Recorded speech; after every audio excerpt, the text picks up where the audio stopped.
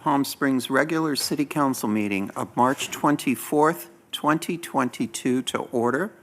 I invite you to stand for the Pledge of Allegiance.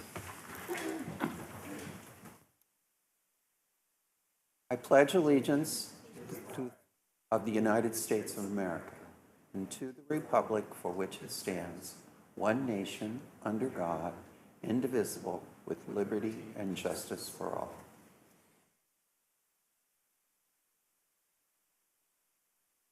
City Clerk, could you please call the roll? Councilmember Holsted. Here, it's for the record, for the public watching, I'm present on Zoom. So while I'm not on the dais there, I am here. Councilmember Kors. Here. Councilmember Woods. Present. Mayor Pro Tem Garner. Here. Mayor Middleton. Present. All members are present.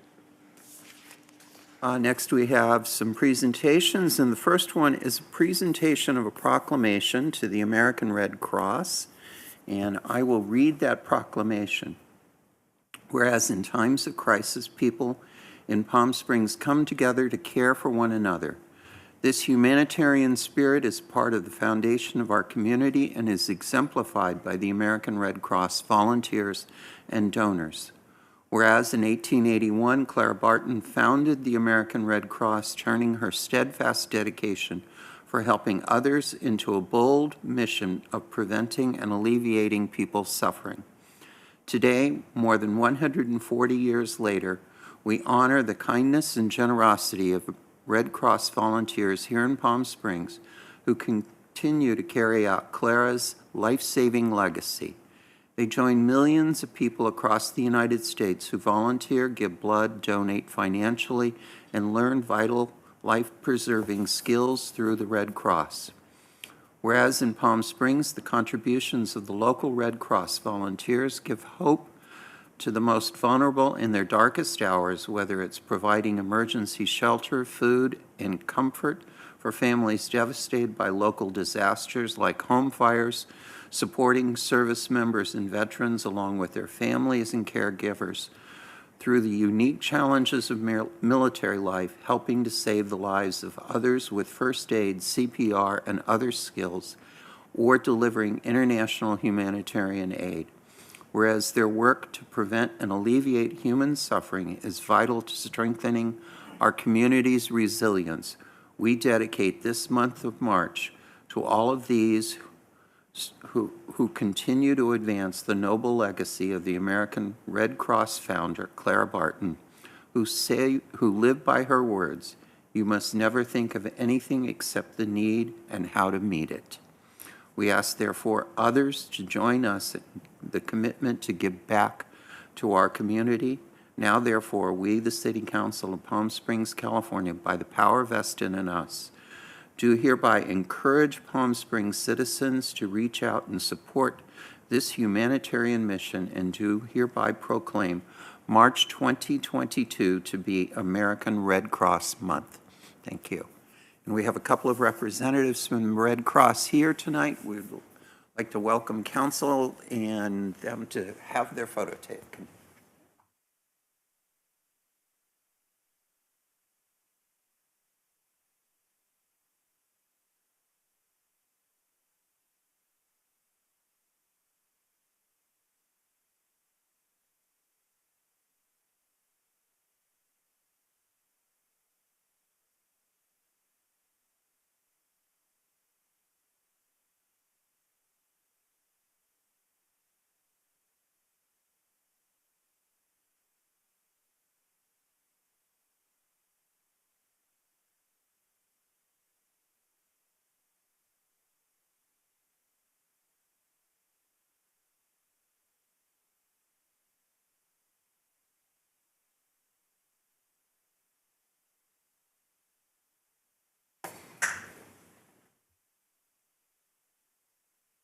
Our next presentation is from Councilmember Jeff Coors regarding Desert Community Energy. Great, thank you, Mayor. So we wanted to share with our residents and businesses. There's been some changes in the time of use way that Southern California Edison is charging, and whether you're with Edison or Desert Community Energy, Southern California Edison does the billing, so they're consistent. So we want to share that information. Really, it's ways to both save money and use less non-renewable energy. So if we can do the next slide. And you can show the whole slide if you want. So when you use electricity, it's as important as how much energy you use. So the time that electricity costs the most, considerably more, is on weekdays between 4 and 9 p.m. So by limiting your use during those hours, you'll have more control over your energy to reduce costs. And one of the reasons for that is a lot of the solar energy on the grid stops at 4 p.m. as it starts getting darker. Continue, thank you. And you also help the environment by cutting carbon emissions and fighting climate change. Next slide. So any major appliances, your dishwasher, washer, dryer, you should do in the morning or anytime before 4 p.m. and after 8 and preferably after 9 p.m. So it's that window that you don't want to use major appliances if you in any way cannot do it. Also, pool pumps use a lot more electricity than I think a lot of people realize, and it's best to set those to run in the morning or after 9 p.m., and again, not during the 4 to 9 p.m. hours. Also, all the advice is to pre-cool your home in the morning and then set your thermostat to 78 degrees or higher later in the day. And then for those who have electric or plug-in hybrid vehicles, the best time to charge them is after 9 p.m. But if you do have solar that generates as much energy or more than you need, you should do it in the day before 4 p.m. So we wanted to share that. There's more information at Desert Community Energy's website or Southern California Edison's website, and we'll also have this posted on our website. Thank you. Here.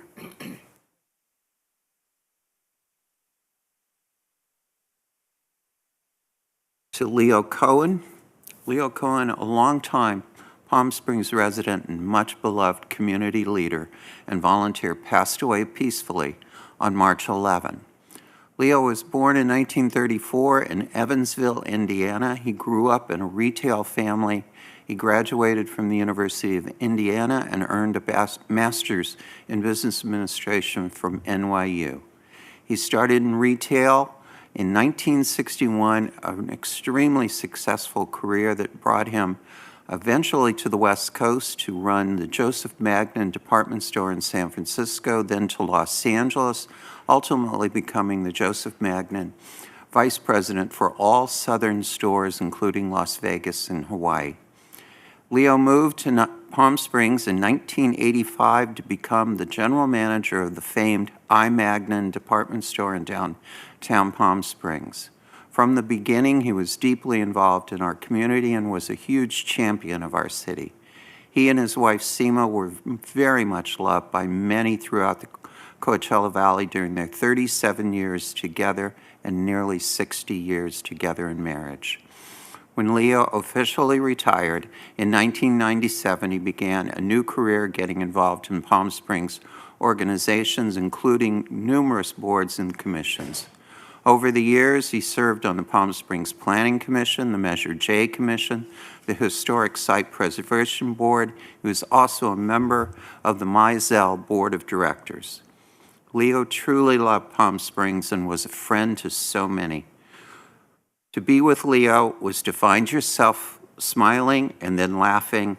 When you were with Leo, you were the center of his attention. In a city of legends, we have truly lost an original. To Seema and to his friends, we send our appreciation, our gratitude for sharing Leo with the city of Palm Springs. Thank you. And our next presentation will also be a tribute, and Mayor Pro Tem Garner will read the tribute to Nikki Randolph. Thank you. We lost another good friend in the city of Palm Springs, our former Human Rights Commissioner, Nikki Randolph. Nikki, prior to moving to Palm Springs, dedicated herself to a real estate practice in San Francisco and then continued that practice in Palm Springs. She spent years in the sales and marketing end of the radio and television industry in Los Angeles, Washington, D.C., and San Francisco. She was also a school teacher in Australia for a few years. She really did a lot of different things. She was an avid semi-pro poker player, where her skills in reading people made her one of the most likable but dangerous opponents at the table. Some of her proudest achievements were her work done for the Palm Springs Human Rights Commission and being a mentor to high school students in the Cathedral City High School Data Program. Nikki was a native of Salineville, Ohio, and she went to the Ohio State University. She will be greatly missed, and personally, I will really miss her smile. Hadn't seen her in a while, so thank you all, and may she rest in peace. Thank you. Our next item is acceptance of the agenda. The City Council will discuss the order of the agenda, may amend the order, add urgency items, note abstentions or no votes on consent calendar items, or request consent calendar items to be removed for separate discussion. I would like to entertain a motion for the acceptance of the agenda. Are there any items that staff or a council member would like removed from the consent calendar for separate discussion and/or vote? And I believe staff did have one item that they wanted to remove. Yes, please. Mayor, I'm joining you also by Zoom as I continue to recover from a small stomach bug. Staff would request that we remove for further consideration item 1C, which is an incentive program for the Palm Springs International Airport. All right, thank you. And council members? Yes, I'd like to remove item 1K and L. 1K and 1L. And are there any others? Yeah, I'd like to remove item 1O. 1O. So if I heard that correctly, it's 1E, 1K, 1L, and 1O.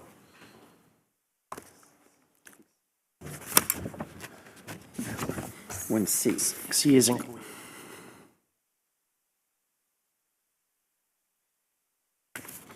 All right, I would like to request City Attorney Ballinger provide a report of closed session.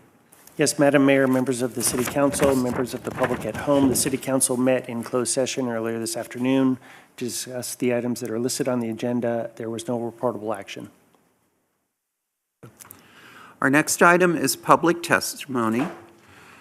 This is the time that has been set aside for members of the public to address the City Council on non-public hearing agenda items only. 2 minutes will be assigned to each speaker. You are asked to please begin your time by telling us what agenda item or items you are speaking about. Please note that testimony for public hearings will be taken at the time of the public hearing, and general public comment for subjects not on the agenda will be taken later this evening. Again, we are contacting individuals by telephone. Tonight, the city clerk will begin making those phone calls. Thank you.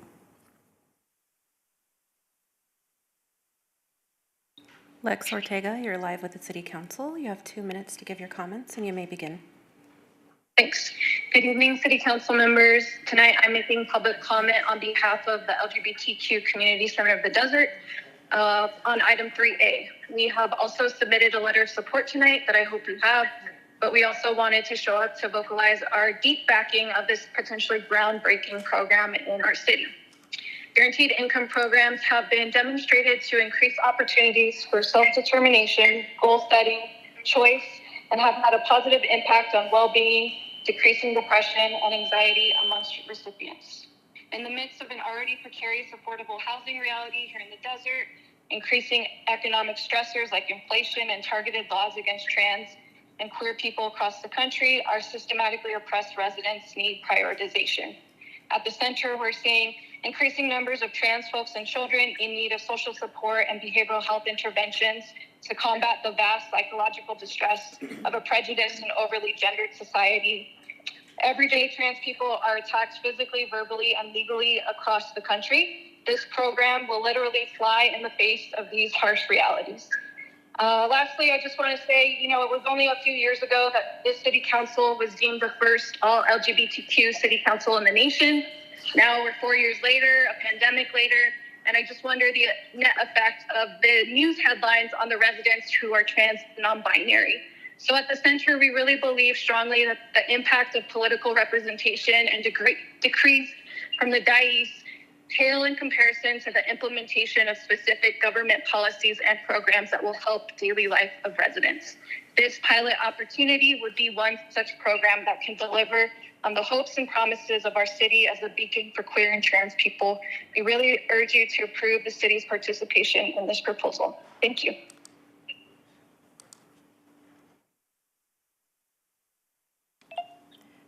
Greg Rodriguez, you're live with the City Council. You have 2 minutes to provide your comments, and you may begin. Can you hear me okay? Yes. Okay, good evening, Mayor, Council, and staff. This is Greg Rodriguez from Palm Springs. I'm calling in support of item 3A. As all of you know, I lead the homeless and housing collaborative efforts here in the Coachella Valley. First of all, I want to thank Councilmember Holstich for her leadership on bringing this item forward. There's a lot of discussion throughout the country, and especially in California, for some type of programs like this for a guaranteed type of income. We know that in COVID and even pre-COVID, the issue of rent and income burden is extremely high, including in the city of Palm Springs, and especially amongst our transgender community who suffer some of the most rent burden and economic instability amongst our subpopulations. I think especially has been highlighted with the county rental assistance program that our offices are house co-located with United Lift and have seen the need for some type of assistance in income.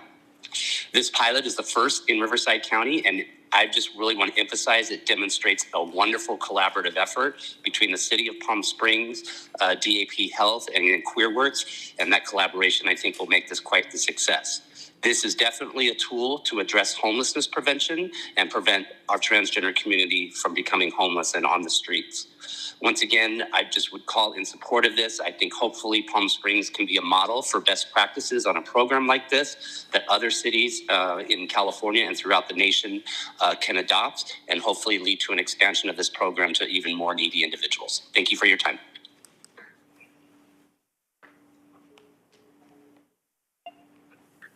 Ron DeHart, you're live with the City Council. You have 2 minutes to provide your comments, and you may begin.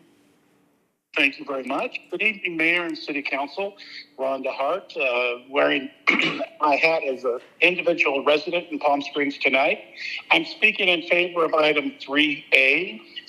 And in particular, for me, when you look at the findings from the 2019 Stockton Seed Program, which is similar to the Gift Proposed Program, those findings tell us that these programs have significant potential. Program participants are healthier. Program participants are they're enabled to find full-time employment, reduce income fluctuation at their house space, and the participants are they enjoy the alleviation of constant financial strain that leads to professional development and positive life.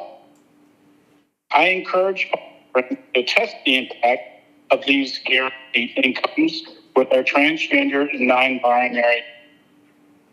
The operating goal may be impressive at $1 million funding, $1 million from private donors. However, the results of guaranteed income programs have a positive impact on the community.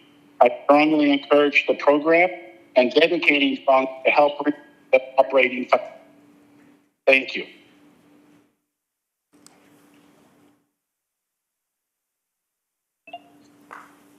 Frank Figueroa, you are live with the City Council. You have 2 minutes to provide your comments, and you may begin. Good afternoon, Palm Springs City Council. I just want to speak today in favor of strongly support the city's participation in the Mayors for a Guaranteed Income pilot program, which will benefit trans and non-binary individuals in Palm Springs. And I really just here to speak in support of this, and really hope you all as a whole are able to support this. Thank you. Madam Mayor, that concludes public comment.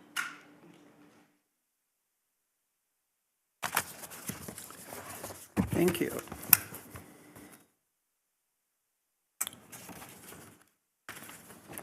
We will now move on to City Council, Subcommittee, and City Manager comments and reports. Are there any council members who have any reports they would like to provide? Mayor Pro Tem Garner. Thank you, Madam Mayor. I just wanted to let everyone know that last Saturday, we worked with Destiny Church and the city and our Palm Springs disposal to do a cleanup day at Golden Sands Mobile Home Park. My intern, Dalia Rodriguez, was a huge a driver in this and making sure that it happened. We got there and collaborated with the church to bring in volunteers to clear the entire back area of their clubhouse to remove trash. It had just been blighted for a really long time and was a completely unusable space. So that's been cleared. The inside of the clubhouse was painted. There was landscaping done around the pool area, and it looks a lot better, but there's still far more to do. There was once a basketball hoop there. It would be really great to get that back. There's space for a small playground. It would be wonderful to get that going there as well. And just to really make it a space where residents can sit and talk or host small parties.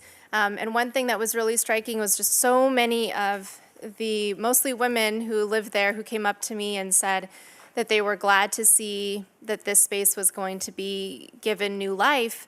And immediately they said they were looking forward to using it and hoped that they could also be a space for their neighbors at Coyote Run and at the San Rafael Mobile Home Park. So you really just see that there's a huge sense of community here. And once there's a space available for people, they want to share it and they want to come together. So I think it's an opportunity for us as a city to do more to make sure that we're assisting mobile home park communities and updating things. And I'm hoping that maybe at some point we'd be able to allocate some funds or work with the mobile home park owners and management to do some upgrades, because they're really needed. And these are spaces that are generally low income and don't have the same HOA structure, right, that some of our other residents have. But it was a really wonderful day, and I just want to really thank Pastor Rick and everyone at Destiny Church who came out and brought all of their volunteers to make it happen. Any other council members? Just to be clear, so we're going to do council member requests at the end? Request at the end. Okay, I will wait till then. Just presentations. Thank you. Councilmember Woods? Just a couple things. A project that I had worked on for over 1 year is called CV Link, and it's basically a multimodal trail that will go from Palm Springs, all the way down to Indio. And the Palm Springs will have a groundbreaking this Monday, the 29th at 9 a.m. You're more than welcome to attend if you're interested in electric golf carts and or bicycles or walking. It does all of those. It's at, again, Monday the 29th at 9 a.m. at Demuth Park, 4200 East Mesquite Avenue. And I invite anyone who wants to come to the groundbreaking. I also wanted to say, Mayor Pro Tem did not mention, but Mayor Pro Tem and I had a chance to meet with several of our police officers, about half of our force this week, and it was a lot of, they're doing some goal setting. We have a great department, and Mayor Pro Tem, unlike me, said that she would get in the dunk tank, which is very cold water, in front of mostly, not all, but mostly male officers who dunked her. And we had, it was a lot of fun, and I applaud, I had a meeting afterwards, which was the reason, but I applaud Mayor Pro Tem Gardner for doing that. Thank you. Councilmember Halsted, did you have anything since we can't see you?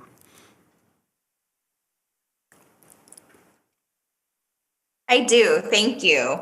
And I just wanted to double check because I believe that this CV Link groundbreaking is Tuesday, not Monday. Thank you. Thank you. It is. Tuesday, the 29th at 9 a.m. We're doing a groundbreaking ceremony. And then I am doing live interviews about CV Link starting at 5 a.m. that morning. So it will be a long day for us as we also have a city council session. But really excited for that progress and excited to share that with the community. I just wanted to share an update on a few meetings that I've attended on behalf of the city. So one, as council knows, I'm honored to chair the Coachella Valley Association of Governments Executive Committee for the City of Palm Springs.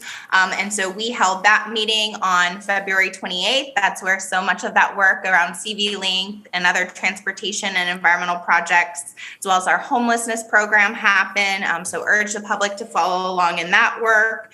I also held a District 4 town hall, which I'm now doing quarterly. Thank you to our new police chief, Andy Mills, and PSPD for attending that meeting and providing a public safety update.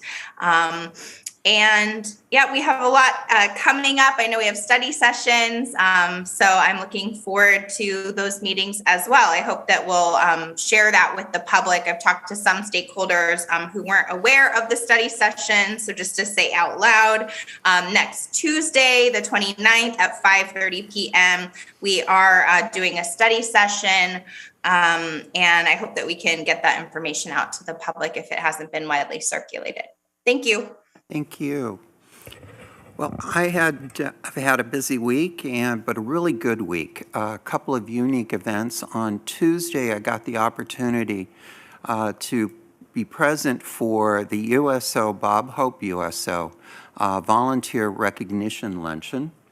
And this honors all of those volunteers at our USO here at the Palm Springs Airport. Just a couple of statistics for you. The center was open every single day of the year over the course of the last year. 4,597 service members went through the center during the course of the last year. An additional 18,326 service members were served by the USO while they were on the base. Our volunteers, which come from across the Coachella Valley, but we're so proud of how many come from Palm Springs, gave 12,420 hours of volunteer hours during the course of the year. They served over 3,000 lunches, and something I'm really proud of, they conducted 7 Bob Hope Legacy reading programs for individuals with reading difficulties. Then yesterday, I got to do something really special.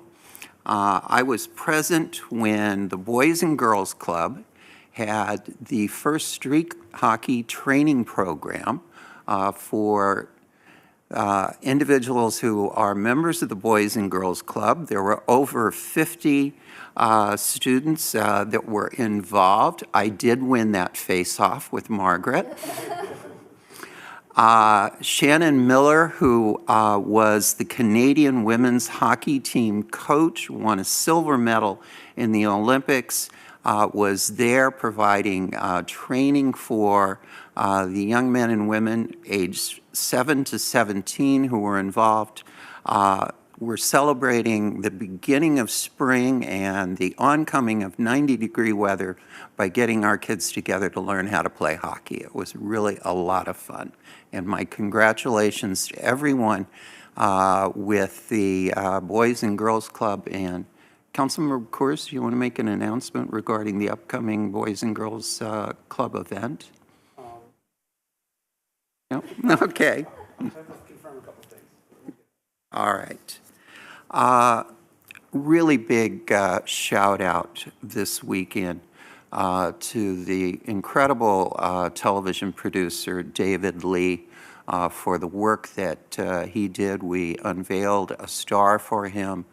There was an event hosted at the Plaza Theater where he and colleagues from the Fraser program were present. The Plaza Theater was absolutely full.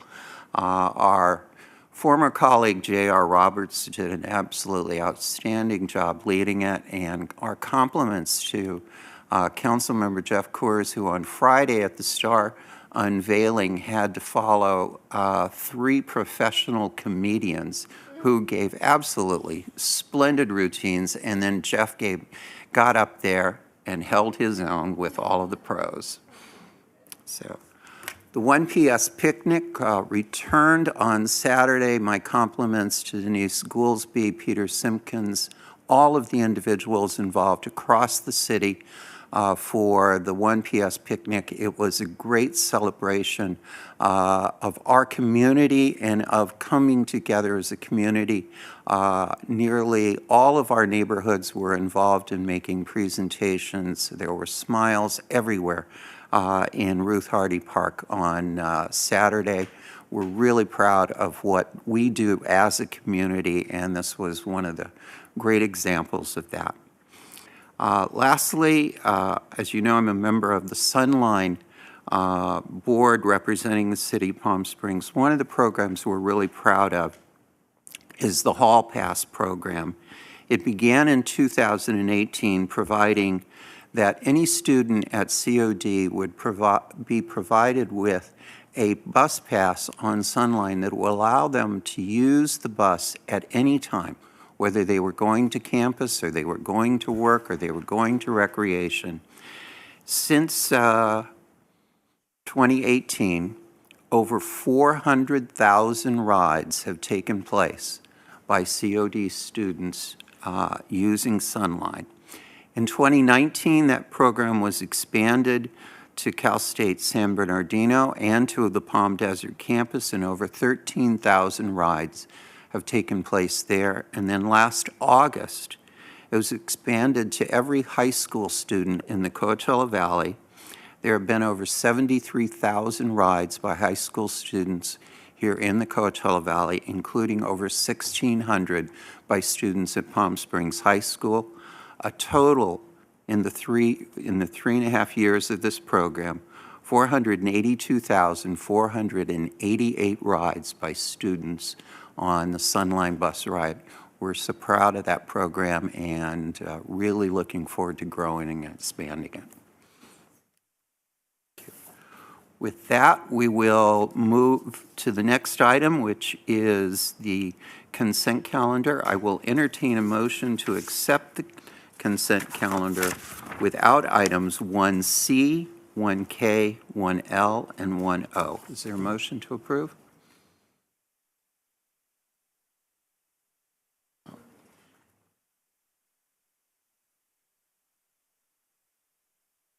Do we have our motions?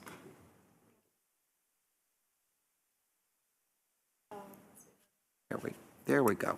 All right, we have motion and a second. Do we need a roll call? All right. All right. Then, all right. With Councilmember Holstage absent this evening, are we going to do roll call? Or are we going to? All right. Thank you. Sorry, just to correct the record, I'm not absent. I'm just present by Zoom. I've been asked multiple times. People don't see me up there. I'm present by Zoom. I would prefer a roll call vote and verbal motions if you can, Madam Mayor. It's my apology for saying absent. Otherwise. Okay, so I'll move the item. And I'll second that motion. Councilmember Corse, Yes. Mayor Pro Tem Garner, Yes. Councilmember Holstitch, Yes. Councilmember Woods, Yes. Mayor Middleton. Aye. Motion carries 5-0. All right, thank you. So let's move on then to item 1C, which I believe was pulled by staff. I think just continuing it, right? That one? Thank you, Madam Mayor. The Air Service Incentive Program before you is an overhaul and replacement of the old program. The airport suspended the previous program last winter to reassess where the airport could leverage opportunities in airline partnerships. Staff has pulled this item from the consent agenda to highlight one change in the disclosure language for the program. The change is intended to give the airport executive director and/or city the flexibility to manage the incentive program when operational or market circumstances at the airport necessitate such a change. In item 1C, page 8, paragraph 12, language has been added to enable the executive director of aviation or the city to temporarily suspend the program without notice. The purpose and intent of this language is to address situations where it may benefit the airport to turn off the flow of incentives to an airline in order to preserve the stability of the airport. For example, it would not be in PSP's interest to continue incentivizing new service when the facility is constrained or over capacity. In that situation, the executive director or city manager would authorize the suspension of the program until airlines either reduce services or until the airport can make operational or capital adjustments to ease passenger congestion. The proposed language does not materially impact the intent of the program otherwise. And with that change, I request the council's consideration for approval and invite any questions. Are there any questions for staff? Councilmember Woods. I'll just ask you a question a little bit different than this because it is about airport operations. Obviously, there's been a bit of press about come out to the airport early because there were a few delays. Friends and acquaintances who have gone through the airport streamed through it without any problem. Did you want to just talk about that the public should know right now? Absolutely, council member. So right now, during our peak hours, which are between typically the hours of 8:30 and 2 p.m., the shoulders of those hours could either expand or constrain, but right around those hours, we're experiencing baggage handling systems delays. So we're encouraging passengers to come to the airport early so that their baggage can actually make their flights on the outbound flight. Any other questions for staff? Is there a motion to approve? Council? Or we're going to have to do them verbally. I motion to approve. I'll second. Right. Roll call, please. Mayor Pro Tem Garner, Yes. Councilmember Kors, Yes. Councilmember Holstech, Yes. Councilmember Woods, Yes. Mayor Middleton. Aye. Motion carries 5-0. All right. Next item was 1K, and this was pulled by Councilmember Woods. Did you intend to pull 1K and 1L together? Yes, Madam Mayor. Thank you.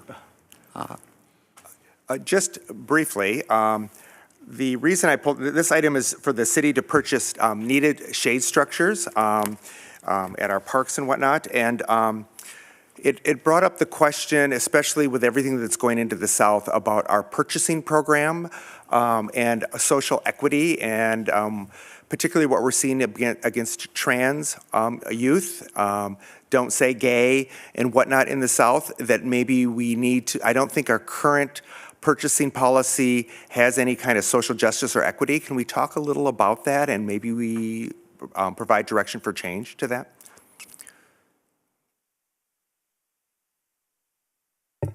So I'm going to defer to the city manager for that question.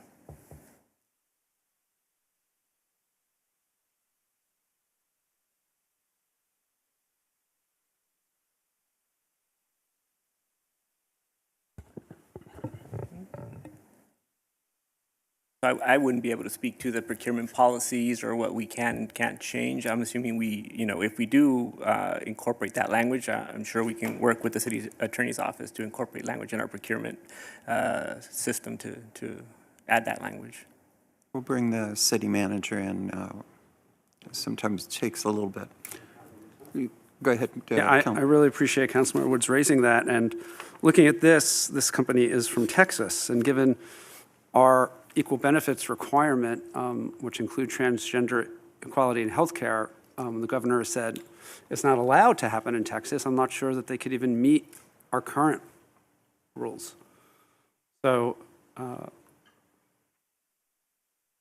because I don't know how they're providing health insurance that is allowing transgender kids to get medical care when most of them have cut off transgender kids under the governor's order. I'm not expecting an answer from you on that. It's just, I appreciate you raising this because I didn't think about it when I read this. And I believe I'm getting word from his assistant that Justin is trying to address the council, so I don't know if there's technical difficulties.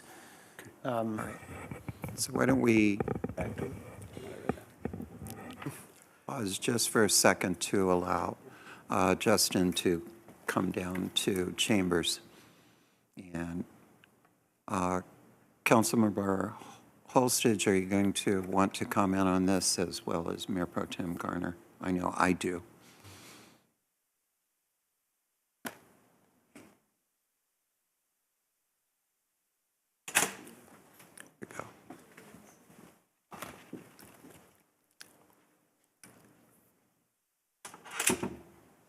let you catch your breath. Good evening, Mayor and Council. I apologize about the delay.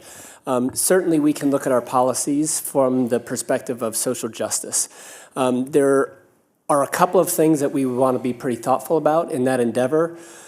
One is when you start to define geographic areas or other criteria by which a business might be eligible or ineligible to bid on city procurement, we might find that that dynamic is not as straightforward as it may seem. So for instance, you might have a business headquartered in one state but with branch offices in another. You might have a corporate headquarters but franchise owners in another location, as other examples. Or you might have an instance where a business produces the materials, but most of the procurement is going to the installers, and the installers could be local, which is more like the situation we would have here with the shade structures. In addition, you have one other dynamic, which is you want to be a little bit careful in, sometimes we sole source certain kinds of procurement services and products because they just aren't made very many places. A really good example is certain IT hardware and software. If we have a system, for instance, that is somewhat proprietary and the company is based in a state like Texas or somewhere else where there may be discriminatory policies, we may not be able to procure additional added software or the things that are needed for maintenance. So in those cases, you would just want to be thoughtful about, do we have alternatives, which often we would, or if we don't, can we build in the necessary exemptions so that we don't tie our hands in a situation where we don't intend? So staff can certainly look in detail about what it might look like to add social justice policies to our procurement policies and practices. But we would just want to be pretty thoughtful in looking at those things and bring you back something that really is tailored to both preserve our interest in values and social justice, but also make sure that the mechanics of that policy work. Councilmember? Yeah, I don't know if you heard my comment. We're able to. So we have an existing policy. We have an equal benefits policy that's transgender healthcare inclusive. So if employees of this company, I would think we would need to check, given Texas governor making transgender healthcare for children illegal, that their insurance company is still covering those in order for us to contract with them under our existing equal benefits law. So from the legal perspective, that is what our ordinance says, and that's an obligation of this vendor and this contractor. You know, I think our ordinance would leave that up to the contractor and the governor of Texas to figure out how this corporation can provide the benefits, the equal benefits that our ordinance requires of them. Well, yes, normally we wait for a complaint, right? But in this case, given it's kids, and we know what is happening in Texas and that people are not able to get the care because they've been cut off from some insurance companies, I would ask that we actually check that their health insurance company is providing what is required for us to contract with them. I think that I would like to see us do that before we approve this. That would be my view, but happy to hear from others. I think this is an issue that we do need to take a look at, and I truly appreciate the references to transgender health care. We also know, though, that in many of these states, they've made it illegal to obtain an abortion, which is an approved medical procedure in California. We've had a non-discrimination ordinance in place for a number of years, and it's up until recently, it's been a very good one. The questions now are the contractors who are signing these non-discrimination agreements, in fact, able to carry out the non-discrimination requirements of California law and of the city of Palm Springs that we're issuing to them. And I think what we need to do is give staff the opportunity to do the kind of research that it would take. I don't want us to just simply say because a company has an address in a particular state, we know that they are somehow or another suspect, but someone who might provide us with a California address but actually have no operations in California and be participating in very discriminatory actions in another state, would get through. So I am absolutely in agreement with what I think is the direction that council's trying to take. I just think we need to make sure we get this studied in the right way so that we respond appropriately to have the impact we're trying to have. Mayor, I apologize. I believe we're having some technical difficulties with our broadcast, or at least keeping Councilmember Holstead in the conversation with us. So if you don't mind, can we just take a brief recess and we'll try to get on top of those IT issues? All right, thank you. We will take 5-10 minutes. All right, thank you.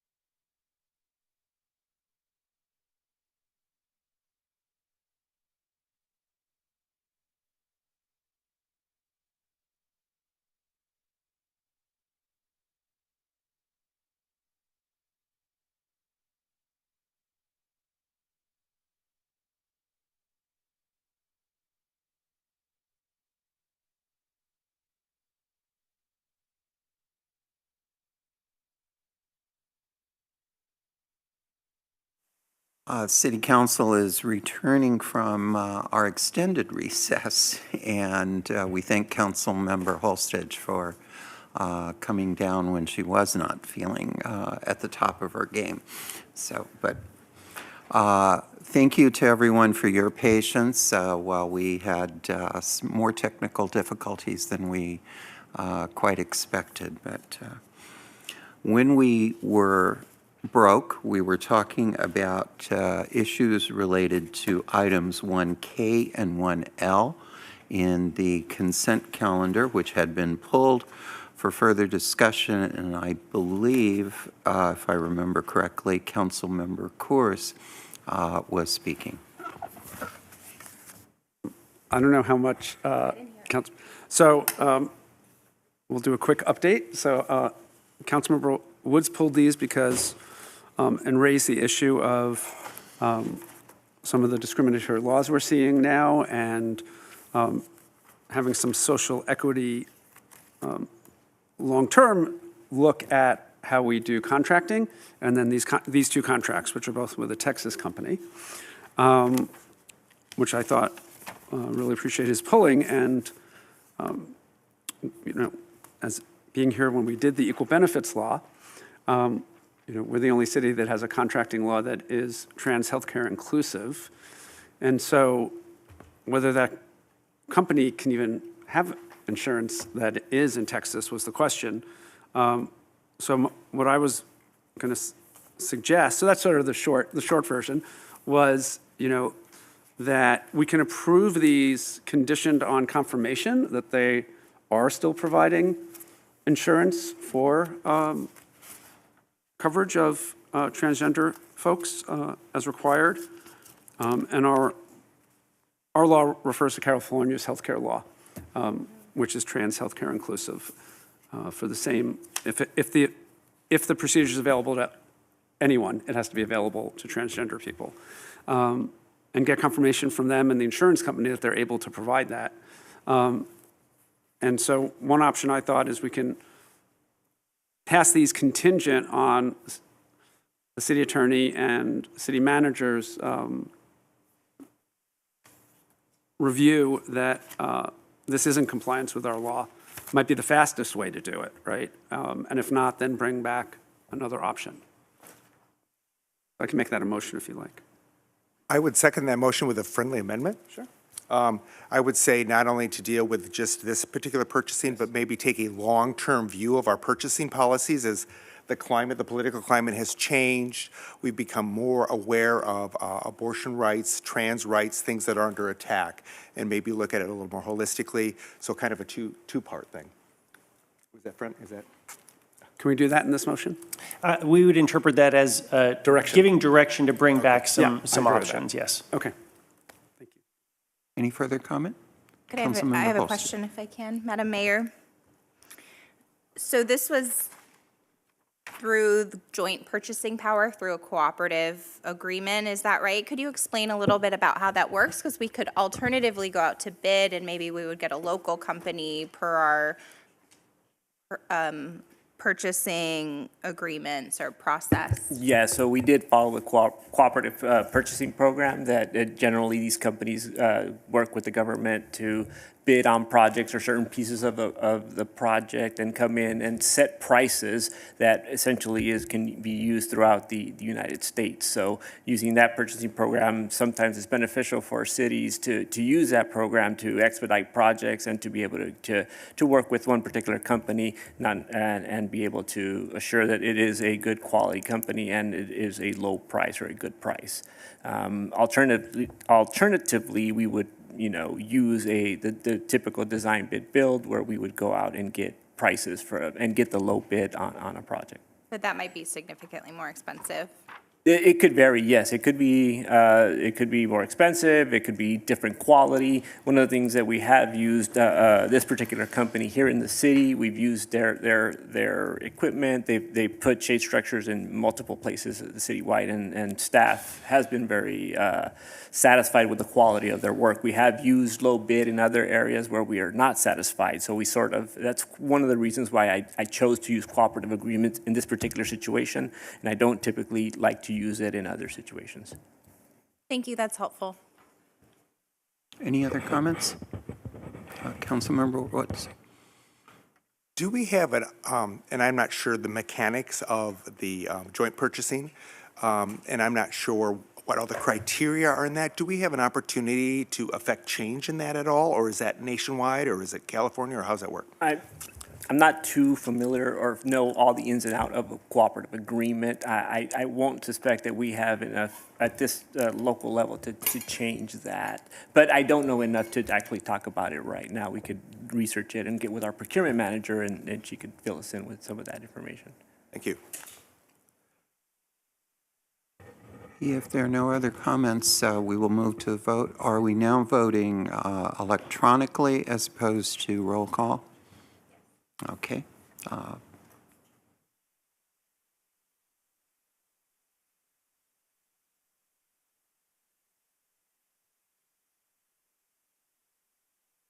Motion carries 5-0. Thank you. And just as a clarification, we will be making motions electronically in the future for the balance of this evening. Yes. Okay. And that was for both items, yes? Or do you need a separate vote on L? You can take that as voting on both items. Okay. Thank you. Then the next item is 1O, and that was pulled by Councilmember Coors. Great, thank you. So this is a Public Arts Commission request for $25,000 to revive the Art is Everywhere neighborhood grant program. So it would be 5 grants of $5,000 each. And I'm sorry I didn't ask this before, so if you don't have this information, it's fine. I think this is a great program, and I was sort of curious, do we know how many got approved? Are there some that didn't get approved because of funding? In other words, how many neighborhoods already have this, and how? Because what we want is I presume ultimately is all neighborhoods to have the same opportunity. Councilmember Coors, I don't have that information, but if Jay Verada is on the line, he should be able to answer that question. And again, my apologies for not raising this earlier. Good evening, Councilman. We actually don't have that information. Are you referring to the past program that was operated? I don't have that off the top of my head. That's fine. But, no, that's totally good. Thank you. Yeah, I apologize for that. So just maybe a actually, suggestion? we did. Oh, good.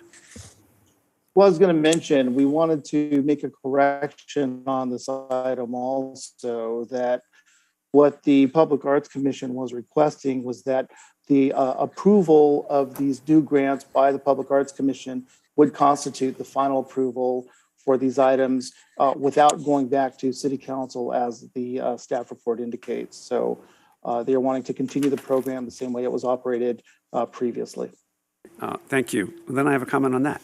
But so first on this, I think it would be really helpful that we, get out both to 1PS, but also the individual neighborhood organizations, because some of them aren't as involved in 1PS as others, who's already gotten them, and that the grants go to neighborhoods that haven't gotten them, but that we make sure, because we want this, to be each neighborhood to have an opportunity. As far as this not coming back to council, I'm not supportive of that unless we have some system in place where the city manager and city attorney are reviewing these, because we sometimes are seeing art that's sort of message-oriented and political. And while I might agree with the messages, if those get approved, we can't then not approve one with a message many of us might find awful. And so I'm a little concerned if they don't come back to council based on that.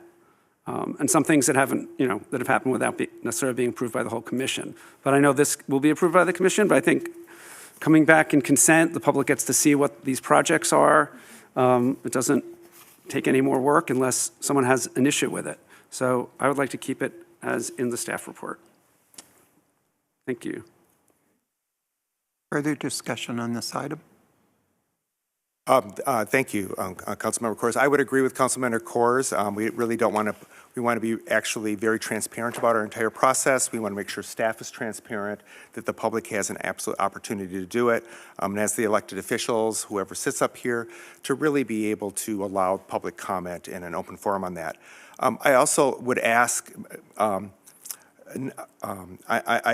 approve of this. I think it's great to have art in our neighborhoods. I think it's absolutely fantastic to have art spread throughout the city and not concentrated in one place, and have your experience in Palm Springs be not just for visitors but for residents alike. So I will approve this going forward. But I just want to ask, we have actually funded several things or made approvals for several things with the Arts Commission, including cleaning benches, including an inventory, including evaluation, et cetera. And we've really not gotten any feedback on how that has been progressing. And I would just like at some point, whether we get minutes or just a short little report, it can be in the consent calendar, just for us as the electeds, as well as the public, to understand all the good work that our Art Commission is doing. I would hope that our inventory would be at some point put online, and maybe even a little tour. I think that was kind of part of it, so that visitors can actually go look and understand some of our art. So I just would like to get a little feedback on some of the stuff we've already approved. Thank you. Any further comment? Do we have a motion? The motion as presented in the staff report, correct? Got a motion and a second? Vote, please. Ooh. Okay, hold on. Did it work? I think it worked. Try again. There we go. Motion carries 5-0. Thank you. That concludes the consent calendar items that were pulled. We will now move on to item 2A, which is a public hearing request by AG Land Investments, LLC, for a general plan amendment to change the current land use designation of industrial to very low density residential, change of zone from planned research and development park to single-family residential, and tentative tract map and administrative minor modifications, applications to subdivide 2.53 acres of undeveloped land into 8 single-family residential parcels for future development at 2700 East Alejo Road. Staff report, please. And Madam Mayor, the record should reflect that Councilmember Holstage will be recusing because of the involvement of her husband. Thank you. Good evening. Good evening, Council. I seem to have lost my voice. Excuse me.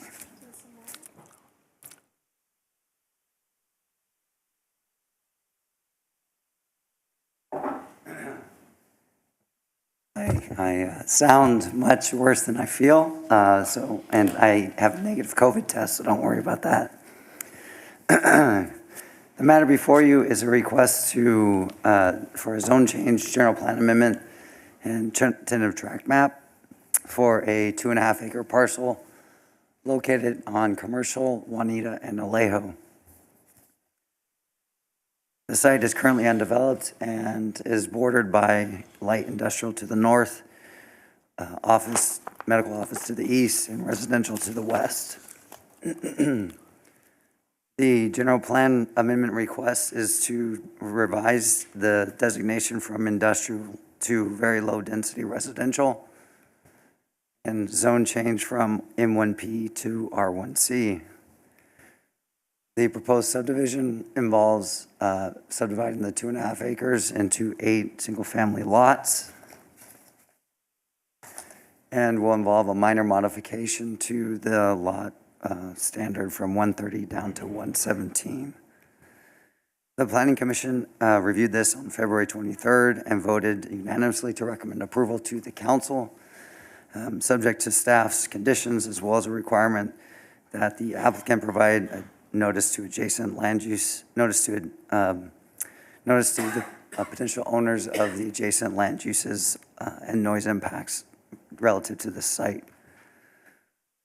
Our recommendation tonight is to open the public hearing, receive testimony, and approve the project applications. So with that, I'll be brief and answer any questions you might have. Thank you. Are there any questions for staff? Mayor Pro Tem Garner. Thank you so much, David. Just one question that I had was about why we couldn't make this lot more dense. That's certainly an option the council could take. The reason it was brought forward as a very low-density residential designation is because that was what the applicant had submitted. Just to follow up on that, I thought that this area was also in the airport, had an airport issue, is that correct? That's also correct. So there are some density limitations relative to the proximity to the airport. So we would be able to make it a higher density if we wanted to, or would that be a far more complicated process? It might be complicated because there are density restrictions around the airport. Thank you. Other questions for staff?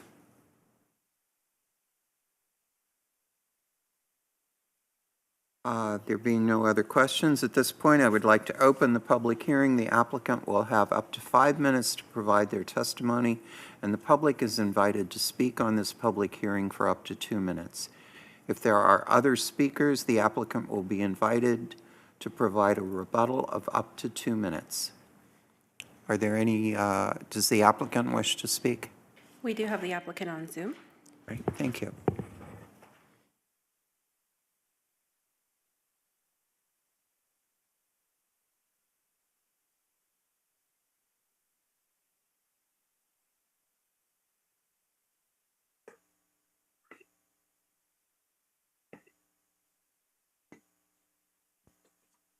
Mr. Gilbert.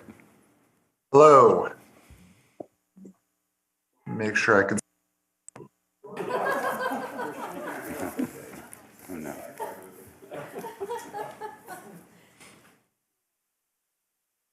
Oh no, that one did not look good. Well, maybe I'll just keep my camera off if you guys can hear me. We can. All right, I will stop going down into the void of wherever that was. Madam Mayor, council members, and staff, thank you, Mr. Newell, especially for braving through that and getting through that staff report. Really appreciate it. This was a project that came out of, what I really found was a necessity. A lot of the uses so I had the listing for this parcel a long time ago, and a lot of the uses that were being brought forward were industrial uses, storage, cannabis at the time, battery storage and things like that. And this particular parcel is just very close to, residential, a residential community.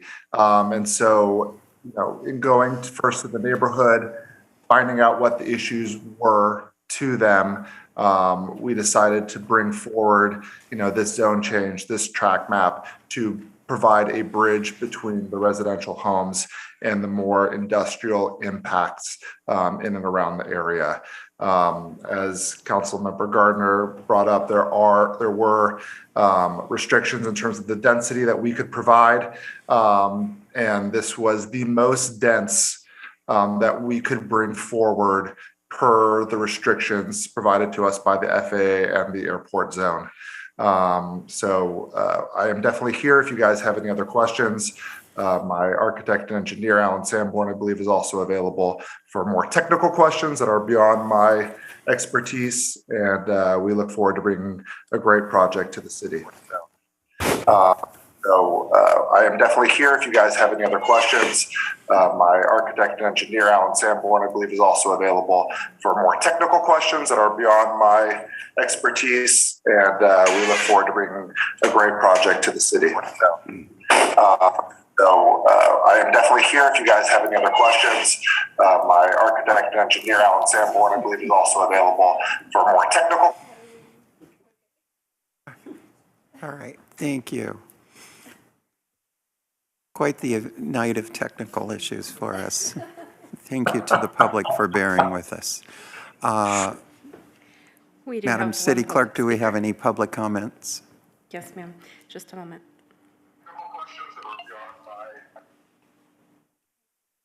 Your audio, please.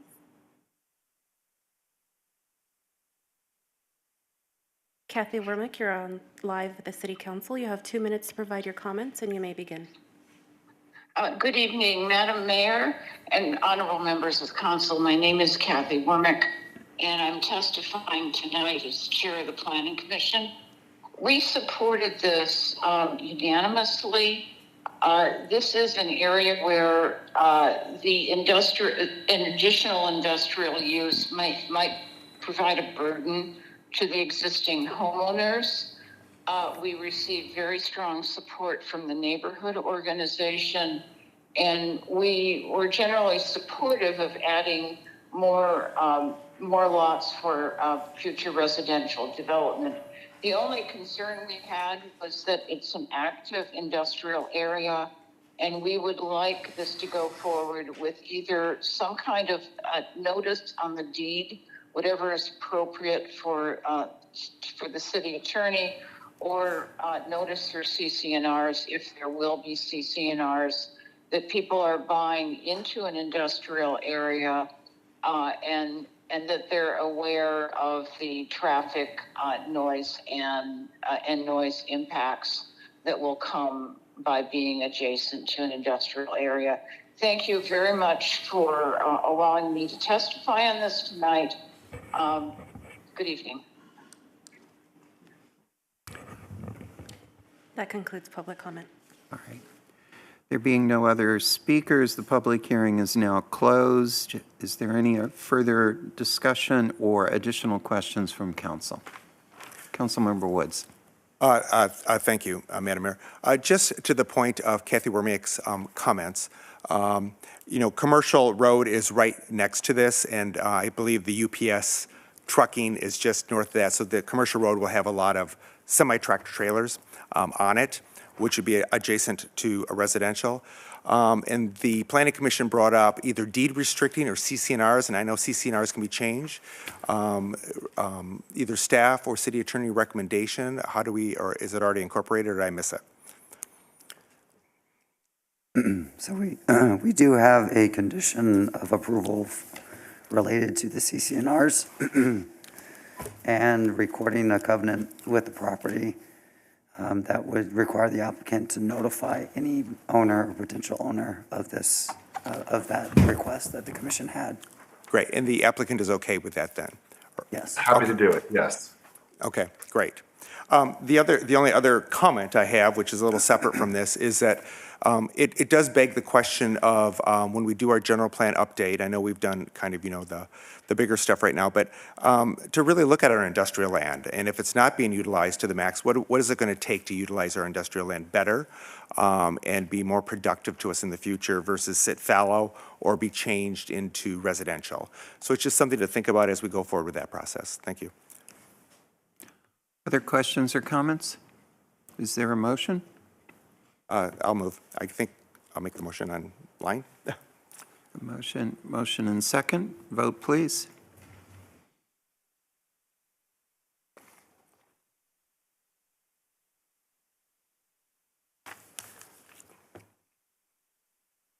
Oh, no, I'm not. No, I'm sorry.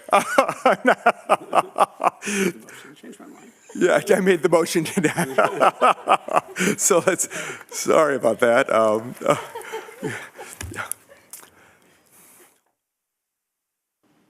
There we go. Right, thank you. Motion carries 4-0 with 1 abstention. Let's Thank you, everyone. allow Councilmember Holstage to re-enter. Next item is item 2B, request by the City of Palm Springs for approval of an annual update of the Palm Springs zoning code and municipal code. I'd like a staff report, please. Good evening. Good evening again, Council. The request before you is the city's annual update of the zoning code. We also incorporated some minor changes to the municipal code. So the first item I would like to just cover is the child care facilities section of our zoning code. Currently, there's a requirement that in our residential zones, land use permit is required for large daycares. The issue is Senate Bill 234 prohibits cities from requiring any type of land use permit or license for these facilities in residential districts. So we're proposing to change this and update it consistent with state law. Another change we've looked at is relative to condominium hotels and timeshares. Currently, condominium hotels are not identified in the residential districts of the city, aside from Section 93, which is our general conditions section of the zoning code. And it does also require a planned development district. And since that ordinance was adopted several years ago, probably 14 or 15 years ago, we've gone away from utilizing the planned development district tool and have really specified where and when we should be using planned developments. So what we're proposing tonight is to identify it as a condominium hotels as permissible by conditional use permit in the same zones that timeshares are proposed, are currently, or in the same zones that timeshares are currently permitted by conditional use permit. Another change that we're proposing is relative to trash and recycling enclosures. Senate Bill 1383 now requires that we have organic waste containers as of January 1st this year, and our proposed update is to require organic waste containers and enclosures in addition to what we currently have in our code for trash and recycling enclosures. Another issue that we've looked at is street improvement requirements. Section 93 of our zoning code specifies requirements for street improvements and right-of-way dedications, depending on the type of request that someone is submitting. However, we do not identify dedications when dedications are not required, but not for off-site improvements. So what we're proposing is to update to be consistent with our current practice and the list that's identified for street dedications. A separate issue that the Planning Commission undertook last year in November was updates to the automobile service stations in Chapter 93 of our zoning code. And at two meetings, the Commission reviewed these standards and proposed updates to revise and remove minimum standards related to site area, building area, and number of fueling pumps, as well as amending alcohol sales and reducing the maximum allowed from 50 to 25% of the retail value. There's also changes proposed relative to the outside operations, including EV charging station for a service station. So we also have additional other cleanup items. We're proposing to define use center. As you may recall, when we had discussed a recent cannabis application relative to the separation requirements, there was a request that we identify use center in our zoning code to define that it also includes private facilities. So that has been added. We've revised ADU description to current terminology in our R1 zones for conditional use permits. We're including development standards to R1 zones that would prohibit someone from paving a majority of their front yard, as we've seen happen in one location. And we're proposing to correct an error relating to a cannabis manufacturing use being permitted by CUP in our M1P and cannabis overlay zone. We are also proposing to revise the hillside ordinance to reflect the changes that were made to the architectural review section in Chapter 94 when we updated the entitlement review process last year. We are proposing a new prohibition in the list of signs that are prohibited relative to parked vehicles that have signs painted on the vehicles or attached to the vehicles and are really directed to draw attention to a property. We're proposing exceptions, a couple of exceptions to our non-conforming parking section. Specifically, ADUs now can be located where garages is currently located. So we've added that exception as well as other minor exceptions to our off-street parking standards. And Lastly, we're proposing to standardize the historic preservation ordinance in Chapter 8.05 of the Municipal Code and address the appeal process to be consistent with the current process in Chapter 2.05 of our Municipal Code. So with that, I'm happy to take any questions that the council has, and that concludes my presentation. Are there questions for staff? Councilmember Woods. Just a couple, and I'm sorry, David, you're not feeling well on this. Can you just explain in a little more detail about the street dedications and what the proposed change is doing and what our current practice is and why we're changing it? Yes. Yes, Councilmember Woods. So it's probably easiest to see the changes reflected in the table exhibit that's attached to your report. But it starts on page 7 of the report, where we have in section 93.09.00. We currently have several items where we identify when someone pulls a building permit, what is required and what is not required for street dedications. And then when you go to the next page, on page 8, off-site improvements. So when people would have to install curbs, gutters, widen the street, we don't identify when these items are not required, and it's really been a judgment call from the city engineer. And so what this is trying to do is really codify what the current practice has been as to what's the appropriate nexus for requiring or when we should not be requiring an off-site improvement for a project. So it's not thank you very much. I think it's really important, especially for our staff, to have this clarification because I remember on Planning Commission, a lot of these issues would come up and it was very subjective and people would argue against it. So some of them would dedicate, some of them wouldn't dedicate, and it just wasn't a good process. So I appreciate that. But I also remember, and I don't know if this affects that or not, where certain developers wanted to postpone like building medians and stuff. Will this affect any of that then or no? No, so that would still be up to the judgment of the city engineer. Okay. And ultimately, it would be like a deferral to covenant in those cases, and ultimately the property owner would have responsibility to pay those costs in the future if those improvements are not done at the time of the project. Yeah, I think great. I have no problems approving this. I just would like to get away from the practice of us deed restricting at some future date because we never follow up on it. I'm more to the point of either they put up some sort of a surety up front, right, that they wouldn't get back if they didn't perform within a certain period of time. I guess it's more directed to the city engineer than to the planning department. The other thing I was going to ask is a little confused on ADUs require a CUP.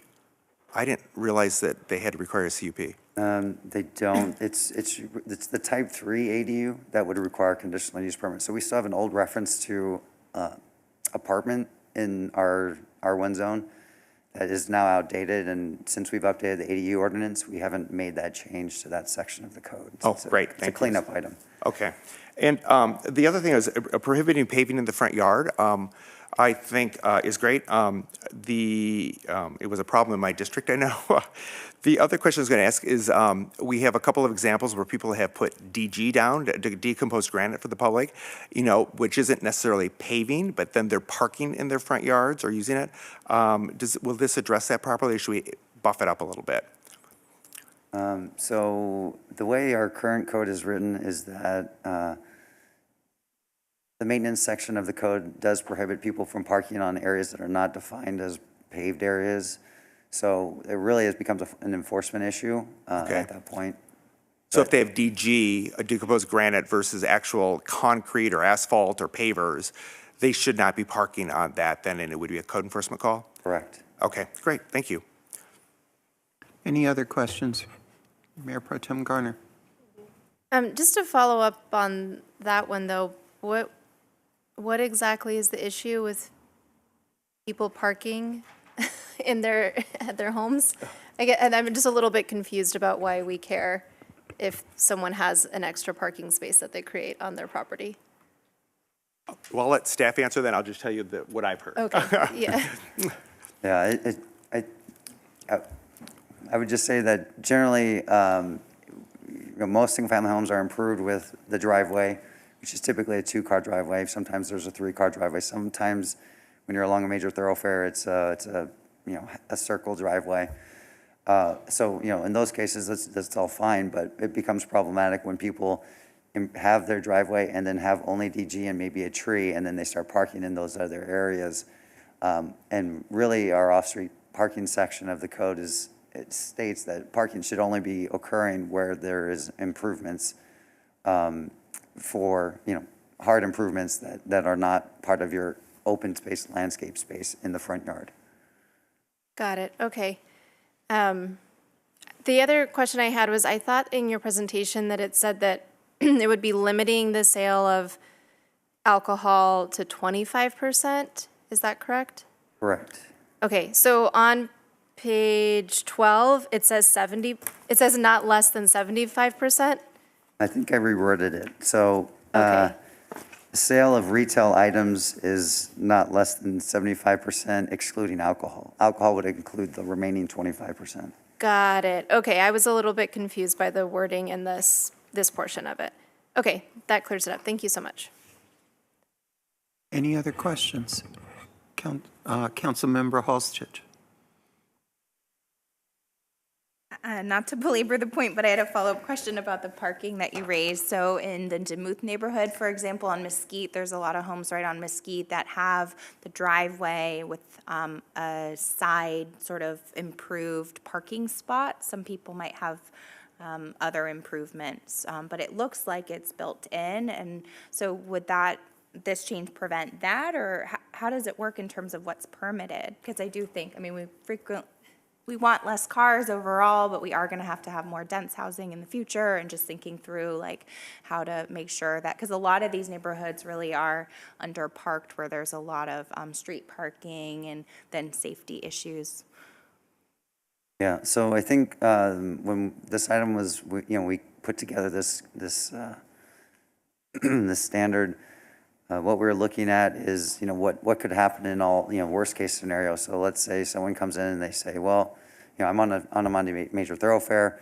I have to have a turn in and back out on my property, and that's a safety matter, right? So we want to make sure we have that ability. When the commission reviewed it, they said, well, maybe we need to have a minimum of 75% landscape. And I think, that was when we said, there's some cases where you probably need to have at least the option to have up to 50% of the front yard as paver. So, we talked about what would probably be the right number. Mm-hmm. And especially when you talk about smaller lots that aren't 100 feet wide, maybe it's 50 feet wide, you start getting down to really small areas that you're really limited to. So that's kind of why we chose the 50% number. And hopefully it doesn't become an issue, and that's, if it does, ultimately we might have to look at it again and bring back another change to that section. And then are existing properties grandfathered in, or how does that work if people already have hard improvements? Correct. Yeah, they would remain as they are. And then I have a question about the EVs, electric vehicles. So I saw thank you for including the Planning Commission minutes. I always love to read that because they always have great ideas that I like to bring up here. So can you just tell us a little bit more about the thinking of requiring EV charging stations, a minimum of one, and the thinking that went behind that number, and the work to identify if that was reasonable in terms of development standards, and all of that analysis would be helpful. Thank you. Certainly. In terms of the discussion relative to automobile service stations and including EV charging stations as a requirement, the Planning Commission was really being forward-looking in terms of what we see our automobile service stations being in the future, that as we move more to electric vehicles or to hydrogen and other sources of fuel, that we want to accommodate that as part of the requirements, so that service stations are not just a place to get gas, but rather a place to charge your car or refuel your car in whichever way it might be possible. While we already have regulations in our code relative to a minimum number of EV charging stations based on the number of required parking spaces, With gas stations, you typically don't have that many required parking spaces. And so for that reason, the Planning Commission felt that it was important that we require at least one EV charging space for those service stations that may not meet the minimum threshold. And so that's the reason why the Planning Commission chose to include that. And I applaud the Planning Commission. I think we hear lots of input that we want more and more electric vehicle charging stations. So do you think one is the right number? Would more than that be appropriate? And then are there other sites where we might want to think through requiring electric vehicle chargers? I know we've followed state law and updating our code for, residential developments and things like that. So the threshold in commercial districts is where you have a minimum of 10 spaces or more. At least one of those needs to be an EV charging space. Again, thinking about gas stations, sometimes based on their square footage, they may not have 10 parking spaces in addition to the spaces at the pumps. And so for that reason, we thought one was the appropriate number. Once you get over 10 required spaces, then again, the ratio goes up of the number of EV charging spaces. So already any commercial development, new development will require one per every 10? Yeah. Okay, that's really helpful. Thank you. I have one more question about childcare centers. So thank you for flagging this. You wonder why we're a childcare desert, and then it just goes to show some of these outdated or older codes that do limit the development of those services for the community. So can you just tell me, so these are for large childcare facilities, I think you put up on the screen, right? So could you just describe what that means in the definition, and then if there are any other limitations on smaller childcare facilities or home facilities or anything like that? Sure. So the code has a definition for small and large childcares. And then as well, we have a definition for a large care center. So there's really three categories. And in our residential districts, historically we have limited it to the smaller as a by right use, as well as requiring a business license. And then the larger requiring the land use permit, which is an administrative permit, but it is a cost for someone who wants to open a large daycare in their home. But in terms of the definition, I believe it's like 7 or less, and then for small, and if it's more than 7, it's up to 13 for large daycares. So now this basically removes that, someone can have a larger facility at their house, up to 13, without having to go through this process. And the state law also says that business license would not be required as long as they comply with the state restrictions or state regulations. So 13 kids on a site. So that'll be allowed by right for large in all residential.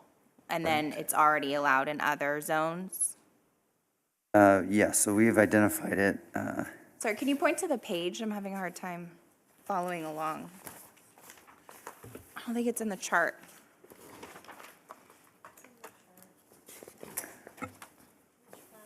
Page 5.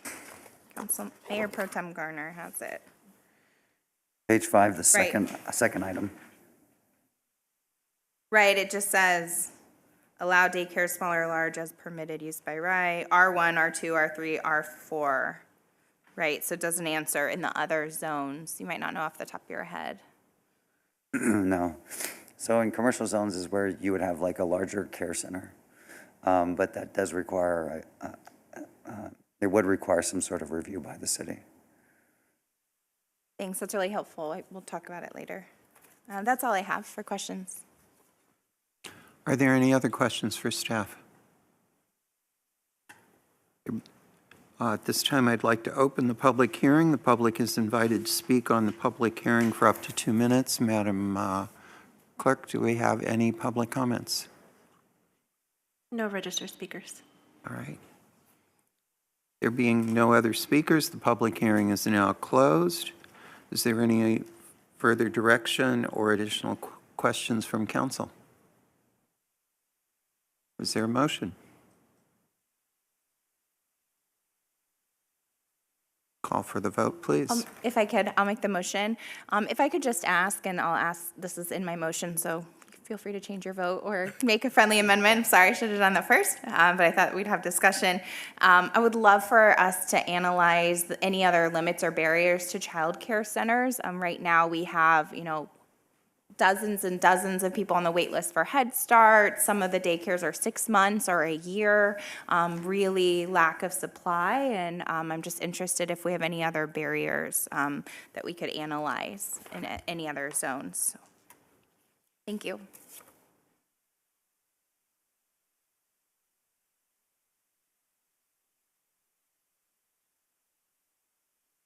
Motion carries 5-0.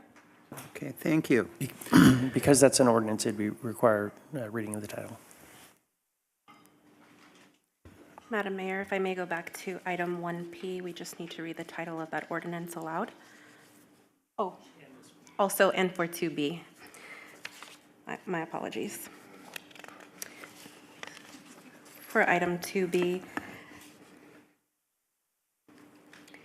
an ordinance of the City Council of the City of Palm Springs, California, approving case 5.1521CZ, change of zone, to amend the current zone designation of Planned Research and Development Park to single-family residential R1C for the subdivision of a 2.53-acre lot into 8 single-family residential parcels for future development at 2700 East Alejo Road, Section 12.3.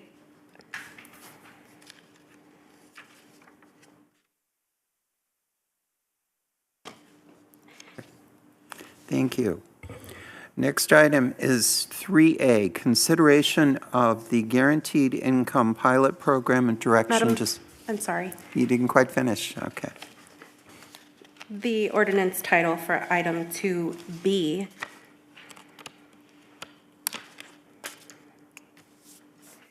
is an ordinance of the City Council of the City of Palm Springs, California, adopting an annual update to the Palm Springs zoning code, case 5.1466 ZTA.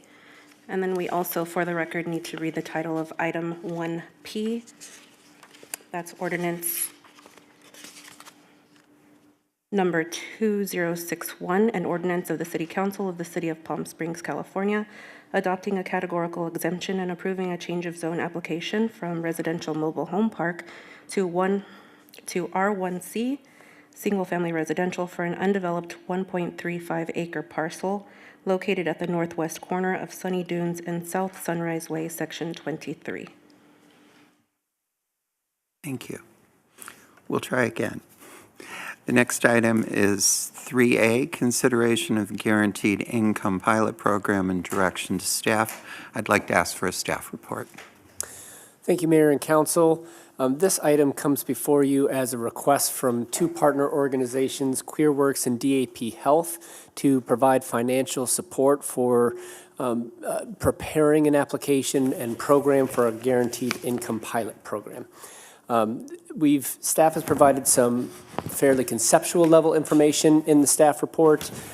This is brought forward also at the request and sponsorship from Councilmember Holstage with support from Councilmember Coors and Mayor Pro Tem Garner.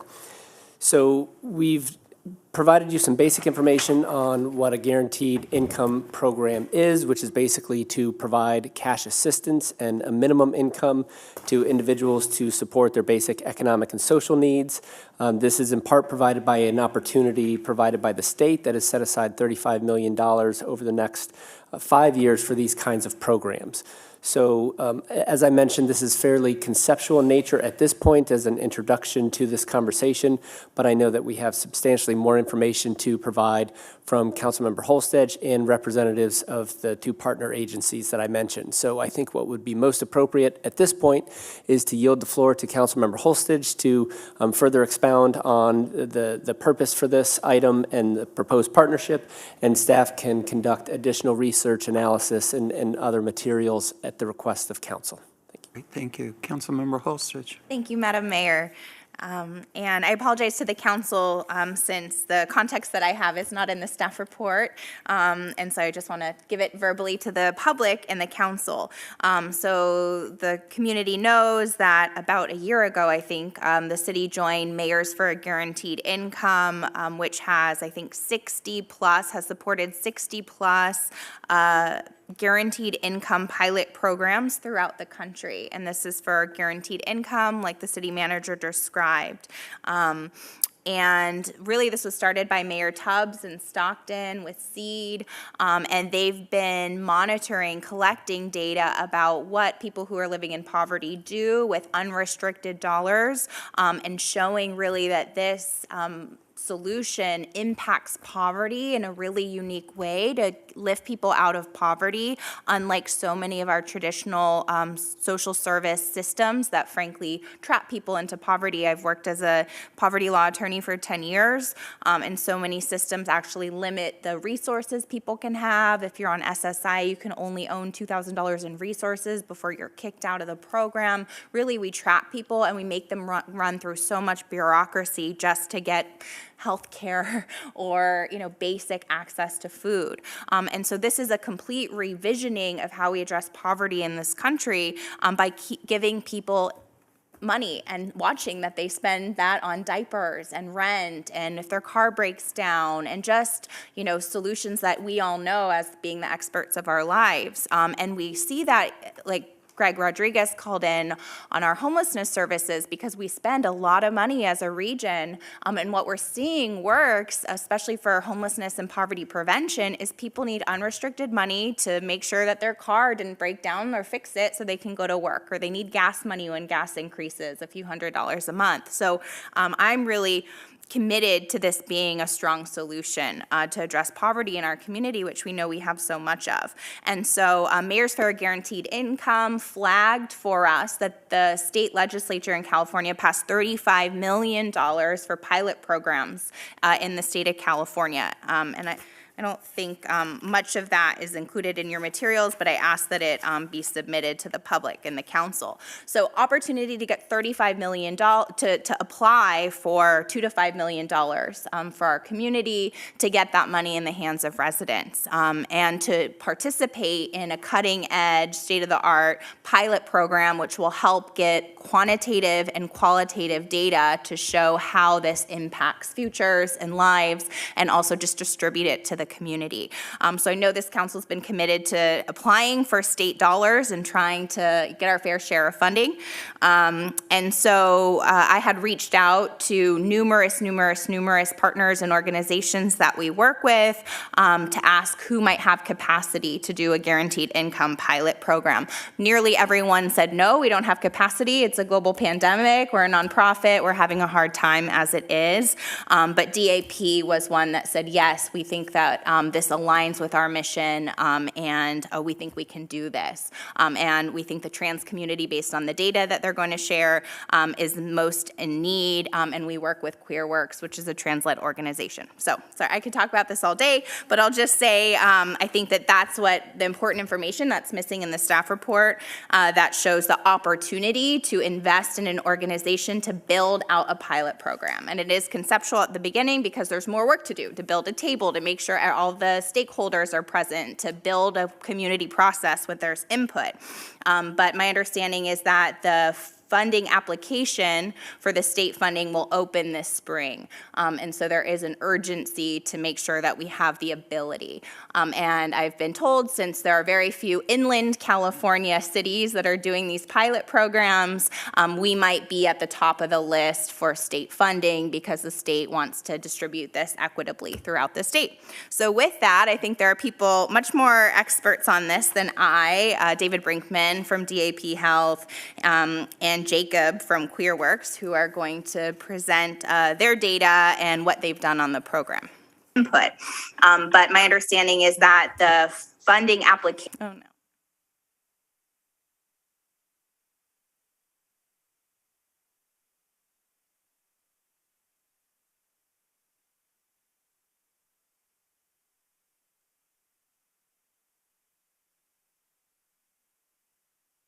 Madam Mayor, we're attempting to connect them via Zoom.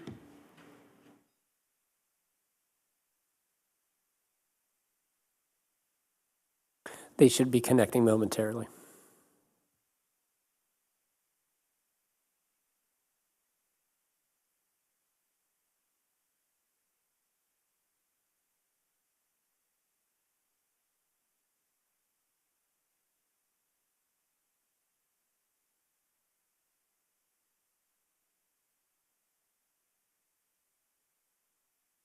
Hello, I think David's gonna kick off, so I'll let David take the lead.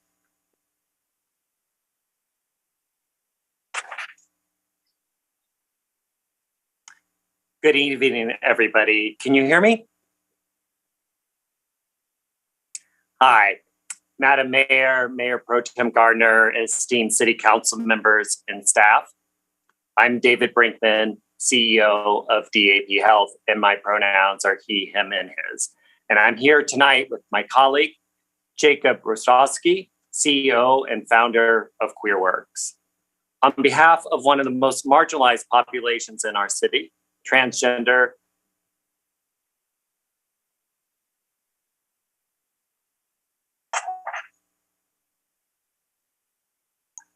good evening, everybody. Can you hear?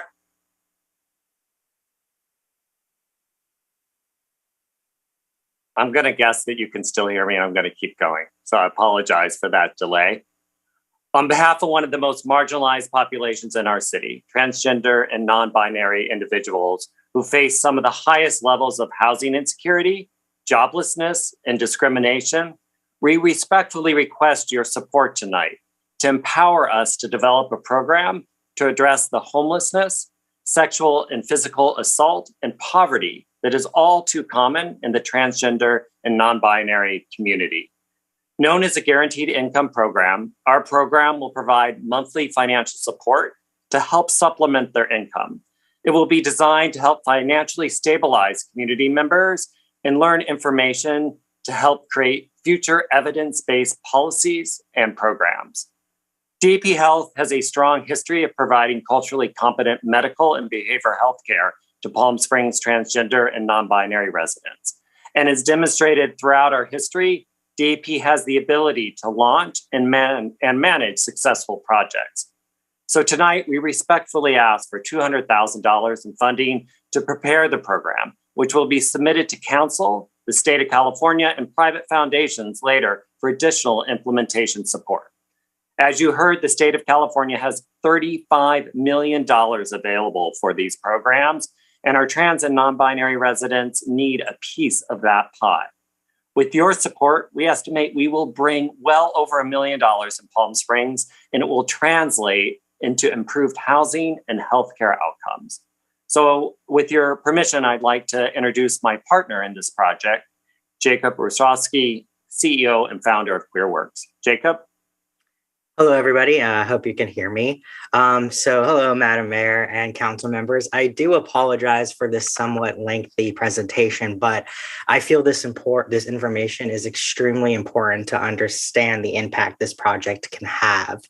My name is Jacob Rostowski. I use he, him, his pronouns, and I am the founder and creator of a nonprofit called QueerWorks. I identify as trans, and my team is made up of licensed therapists and community activists. And this past year, we've received almost $450,000 from the County of Riverside to launch our brand new program, which serves the homeless trans population. I want you to think about this project as more than just a Mayors for a Guaranteed Income project. This is a chance to help individuals receive money that we can think of as a subsidy to subsidize the gap in income that the trans and non-binary community faces due to having some of the highest levels of unemployment in this country. Just today, I met with a transgender client, and let's call her Jane for confidentiality purposes. And she's been living in her car for 2 years, and she has difficulty finding employment due to discrimination around her trans status. With what little money she receives, it goes directly into her hormone care and healthcare because she prioritizes affirming her gender over being able to eat. So she has to choose between her gender and her mental health and basic needs. However, subsidy programs like this can show have shown really positive outcomes for individuals like Jane. And outcomes from past pilots affect more than just a bank account. As we've seen with the SEED program in Stockton, they actually affect the ability to find full-time employment by being able to afford basic needs, which, means people can afford a place to sleep and shower before their interview. It also lowers the financial volatility, that's my kryptonite word, and greater financial well-being, which also leads to feelings of security and safety, both physically and mentally. Also, it allows the ability to prioritize self-caring behaviors and leads to greater increases in mental health and social well-being. Of course, when considering a project like this, finances and financial responsibility is always a concern. And so the money that we're asking for down the road does involve matching grants. And within our initial conversations with the staff at the California Mayors for Guaranteed Income, we've actually been highly encouraged to apply for state funding. Yes, some of the state's focus is on foster care and pregnant women, but studies have actually shown that 5% of foster youth identify as transgender. And did you know that there's actually a organization out here in Palm Springs called Sanctuary, which I've done work with, that serve trans foster youth? So we qualify for some of that specific funding. We've also been told that the state is looking to give funding to LGBTQ plus efforts in general, especially to the trans and non-binary community, because we're a major focus in this country right now. Just look at all these states passing laws trying to, harm individuals like myself. In addition to state funding, we have potential funding streams from philanthropic donors and private foundations. In fact, just yesterday, I was contacted by a private firm that helped to fund the WeHo and Santa Clara and Stockton programs. They read about our mission and target population, and they believe in our cause. So while the funding seems like a big hurdle, I have no doubt that we can find donation matches. I apologize. Like I said, this is a little lengthy, but I promise I'm almost finished. You also may be thinking, why now? Well, opportunities from funding are actually being released by the state in late spring. We also have media traction and buzz. And as I mentioned, we've been currently approached by different philanthropic opportunities, but that may not last if we don't act on it now. Finally, which I'm a data nerd, so this is most important to me, we would love to be included in the current data cohort with MGI because the data that they're doing is more qualitative over quantitative, and that matches with our anticipated program design. The last thing I'd like to address is a question I'm sure many of you have. Why this community? When there are so many other deserving communities out here in Palm Springs? Well, I might be biased because I'm trans, but also trans and non-binary individuals are one of the most at-risk populations in our city. We face some of the highest levels of homelessness, unemployment, sexual and physical assault, and discrimination. And we're actually often ignored or excluded from social programs based on factors relating to our identity. According to multiple studies out of UCLA, 1 in 3 trans individuals are homeless or housing unstable, with 2 out of the 3 living under the poverty line. And as you know, violence plagues us. Last year, 80 trans and non-binary individuals were killed because of their status. And while a subsidy program doesn't stop the violence, it helps to be able to actually afford some of the medical treatment that we need to have when we're victims of those attacks. It also helps to lower our exposure to at-risk money situations, such as engaging in survival sex work. Nothing like this exists in the country for trans and non-binary individuals, so Palm Springs can be the first of its kind. I know we've always been a leader and a pioneer in LGBTQ plus efforts, and this is just another one that we get to do. Finally, I promise, this project just isn't going to help my community. You see, if we help one of the most vulnerable and disadvantaged populations achieve any of these projected outcomes, imagine what we can do with individuals who start with a greater advantage. By starting an income subsidized program within this demographic, we could prove that a little help goes a long way and ultimately prove ultimately provide this help to anyone, regardless of who they are. I'm not asking us to solve hunger or immediately fix the housing crisis, but we do have an opportunity to feed and shelter individuals within our own backyard. So I hope that you see the possibilities of success with this pilot and how this can help so many groups, not only in our city or our state, but nationwide. So I urge you to vote yes today and to help fund our organization so that we can build this pilot. Thank you for your time. David, Jacob, thanks. We appreciate it. Please stay available to us as there may be questions for you. Are there other questions, comments from City Council? Mayor Pro Tem Garner. Thank you so much, and thank you to David and Jacob for the presentation. I just have a couple questions, and then I'll go into more comments. You mentioned that there are philanthropic donors as well, so I'm just kind of curious. One of the things that listed in the staff report was initial $200,000 from the city, but then potentially up to $1 million to $1.2 million at a later time. So I'm just curious if what you expect that to be, is that it, do you think that the city would definitely need to be supportive by $1 million, or is that just a possibility? I'm just trying to get a sense of what our financial obligation is to make sure that we can meet that. We don't want to give you $200,000 and then not be able to commit further. It'll be very important to the state of California when we go to them for their 7 figures of support, that the city of Palm Springs shows that they're deeply committed to the success of this project.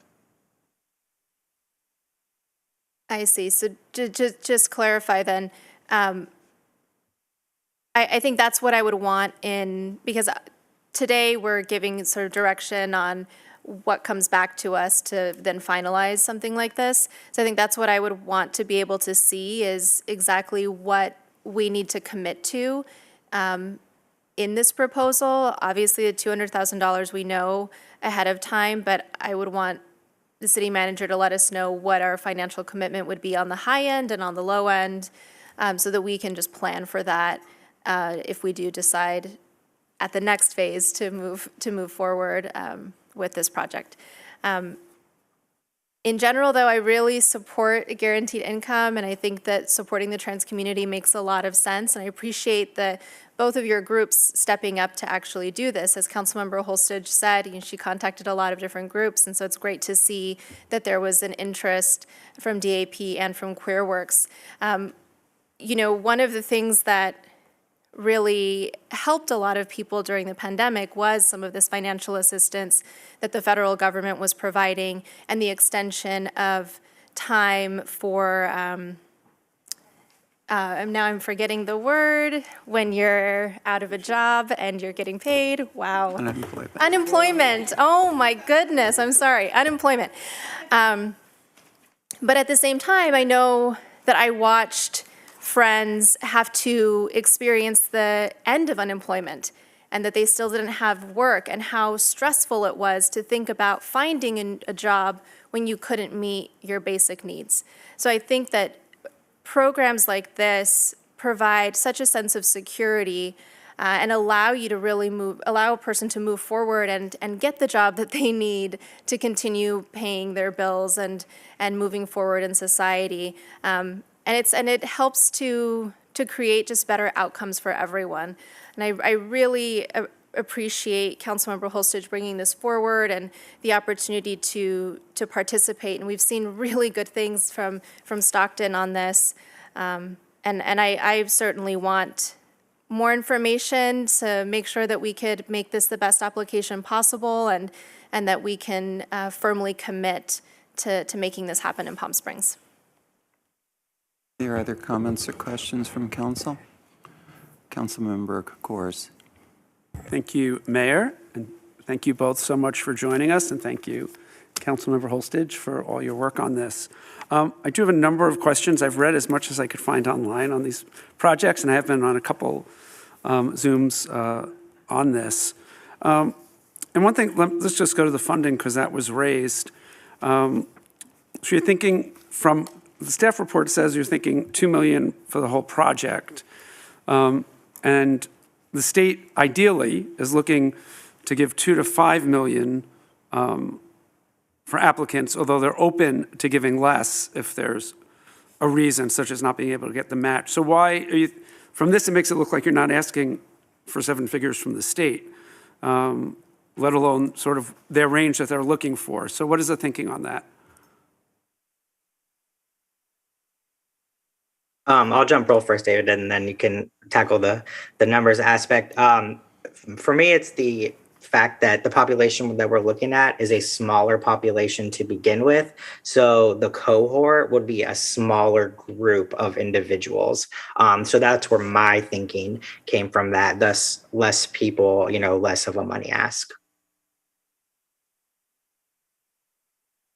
And so we're seeing our project budget estimated at around $1.8 million. And so when we come forward to the state, when we look at what other cities who have been successfully funded have done, is that their local cities have provided nearly a match to the state funding. And so I think, to Mayor Pro Tem Gardner's question, to be specific, we would respectfully request that the city be committed to a funding up to $1 million in matching funds for this.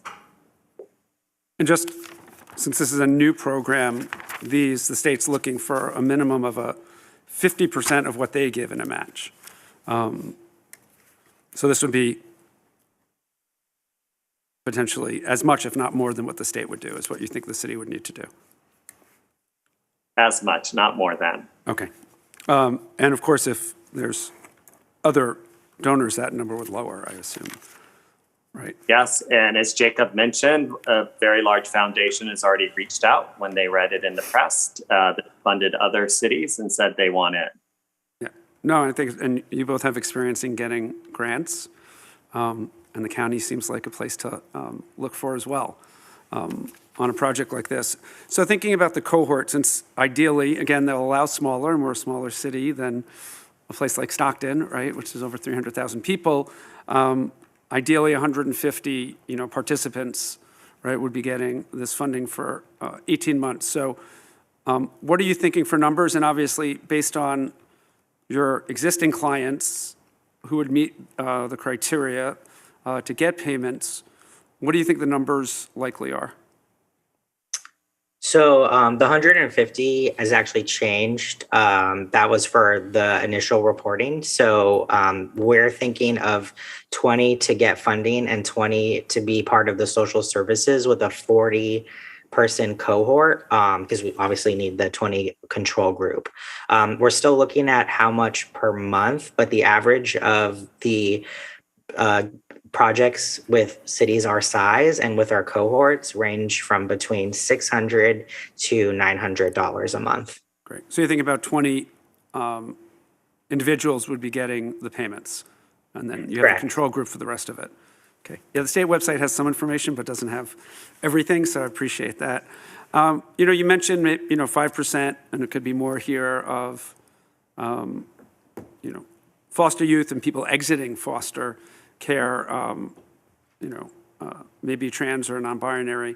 Has anything changed? Because what's currently on the website for requests for applications, and although you can't make a request yet because they don't have all this information out, but it talks about prioritizing, right, people who age out of foster care and pregnant women, and it says, and just want to give you a chance to respond on this, because as reading this, I want to know, in assessing proposals, the state will give primary consideration to pilot that plan to ensure that the majority of the recipients include those 2 priority populations. And that while the state will prioritize funding for those, programs that have already launched without the focus may still be eligible for funding. And this hasn't launched. So has that changed? Because that's the language still on the state's website, and this doesn't quite fit that. Although I appreciate, we want the state to be as broad as we can in this, of course. So nothing has been updated on the state's website. In fact, I'm on 10 different groups just waiting for something to drop.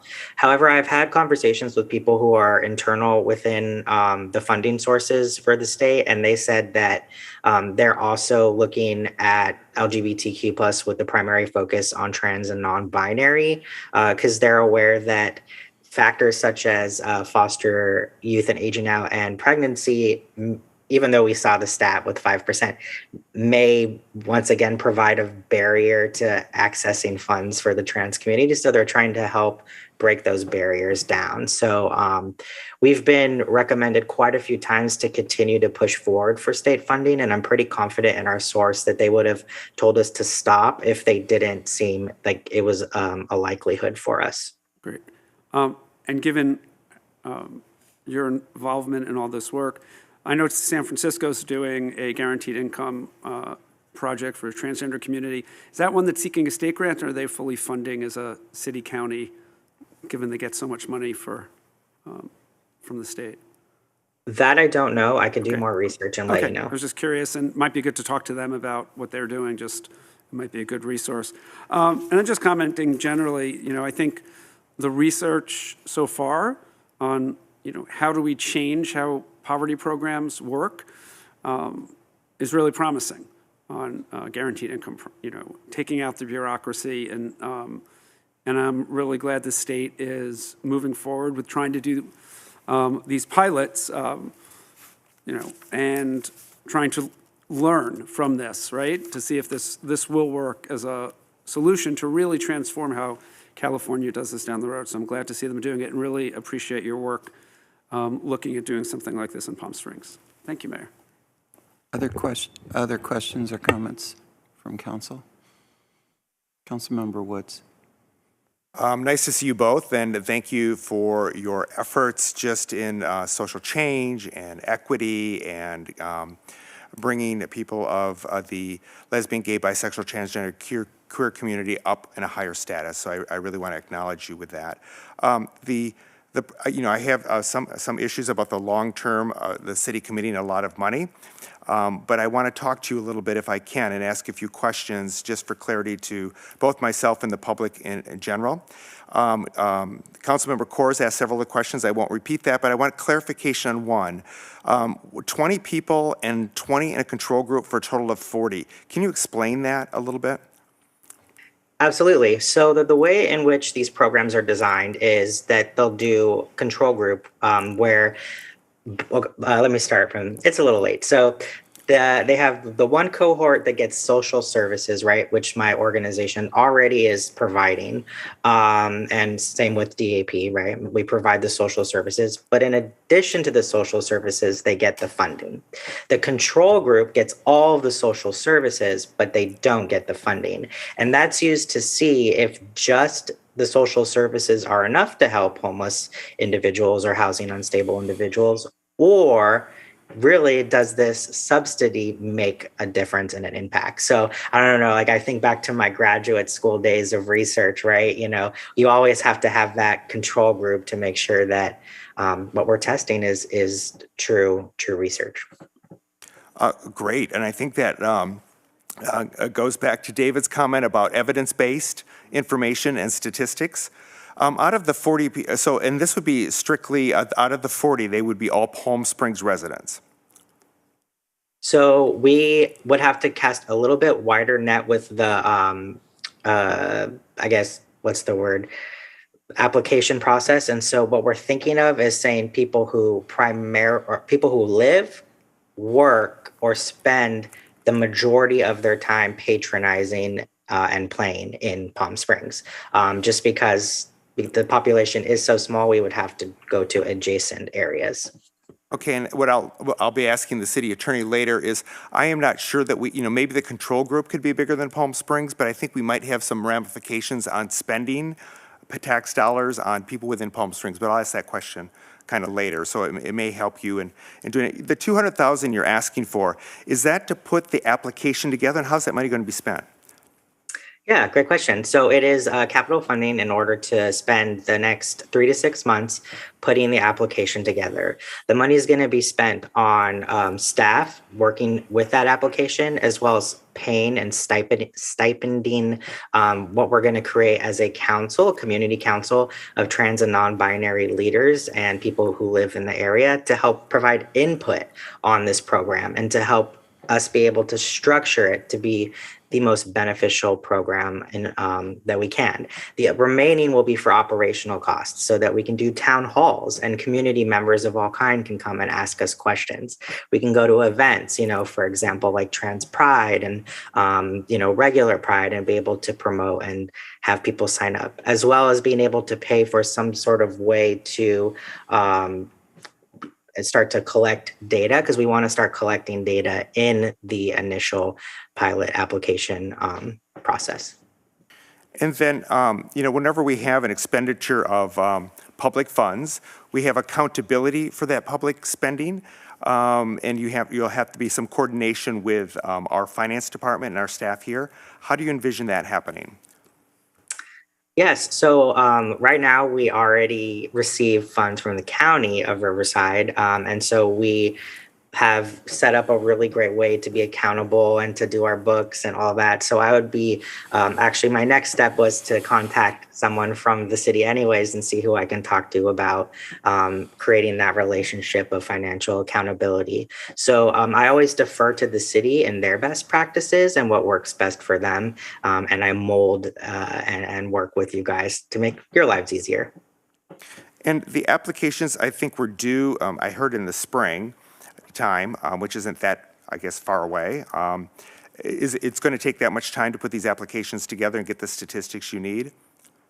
Actually, we're not 100% sure when the funding will launch. They said as late as spring, so it could be in the next few weeks. It could be at the end of, when does spring end? I don't know seasons anymore, but the end of spring. So we want to make sure this is right. We want to make sure this is the best program that it can be, and everyone is happy, both citywide, participant-wide. So it can take 3 to 6 months to get this application where we want it to be.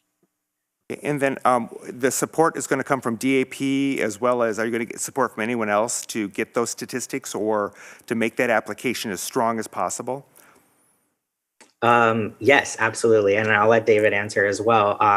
But we will be getting support from DAP. This is why we're going to be doing the community council so that we can get support from our leaders.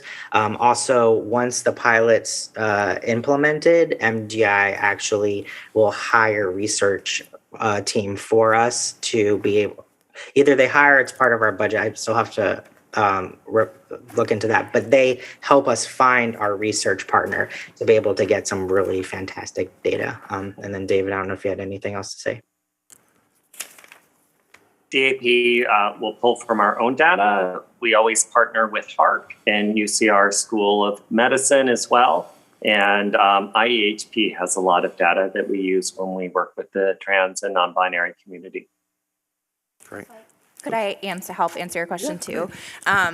I'm not staff and I'm not them, but I've done a year's worth of work on this. So Mayors for a Guaranteed Income acts as technical assistance for any pilot program. So they've done, like I said, there's 60 plus, Jacob probably has that accurate number, on their website throughout the country. So yes, they provide technical assistance with the data collection, finding data partners. They provide connections to philanthropy that might invest, that has invested in seed and other projects and other pilots. And I didn't note that in the my overview, but I just want to say that I think is a huge benefit to this as well, is getting philanthropy and private foundations or that are not investing in our region to be able to actually come here and then invest in nonprofits. So yeah, MGI is a really good partner, and they've offered a ton of technical assistance, either the city or through the partners, to connect to any partners that we may need, including philanthropy and funders. Great. That's great. I don't know if the center comes in on that or not, but I throw that out there as another organization that probably has a vested interest in the same outcomes that we're all looking for. The last question I have, and thank you very much for indulging me a second here. How will the 20 people be selected? Great question. And I just want to follow up on a prior comment. So Rob Wheeler wrote a really wonderful letter of support for us, and the center is very excited for the work that we're going to be doing. So I just wanted to add that in. So it's going to be completely random. Best practice says to hire an external selection company. I don't know if they have a fancy word, a selection people, to pull from the applicants and select, because I really want to avoid any type of, thinking that it's nepotism or favoritism. So we're going to have a complete third party. Great. Thank you very much. Councilmember Course. Great. Thanks. Just one more question, because Dave, I think you mentioned you think it's 1.8 million for the total. Do you have a breakdown of, just doing the math, how much is going, obviously, to the individuals versus other expenses? Like, do you have that 1.8? Do you have a budget of that? Even a rough budget yet, or? Jacob, can you talk a bit about the staffing model that you've developed that will support the participants in this program and how they tie back to that budget? Absolutely. So besides the obvious fact of the money being spent on the participants, we're going to need caseworkers, and we're going to need a program manager to run this program successfully. Our anticipated program design idea is that a case manager will check in with a participant at least once a month. With 40, because we're going to be checking in with the whole cohort. That's 40 hours a month of just that work. So we're going to need to staff at least 2 case managers. So some of the budget's going to go into there, along with, like I said, program manager, clinical manager, and then social support.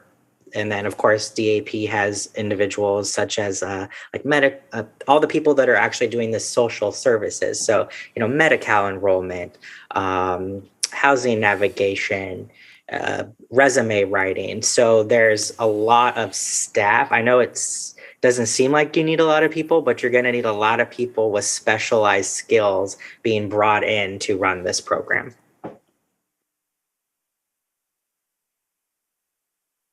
Did I miss anything, David?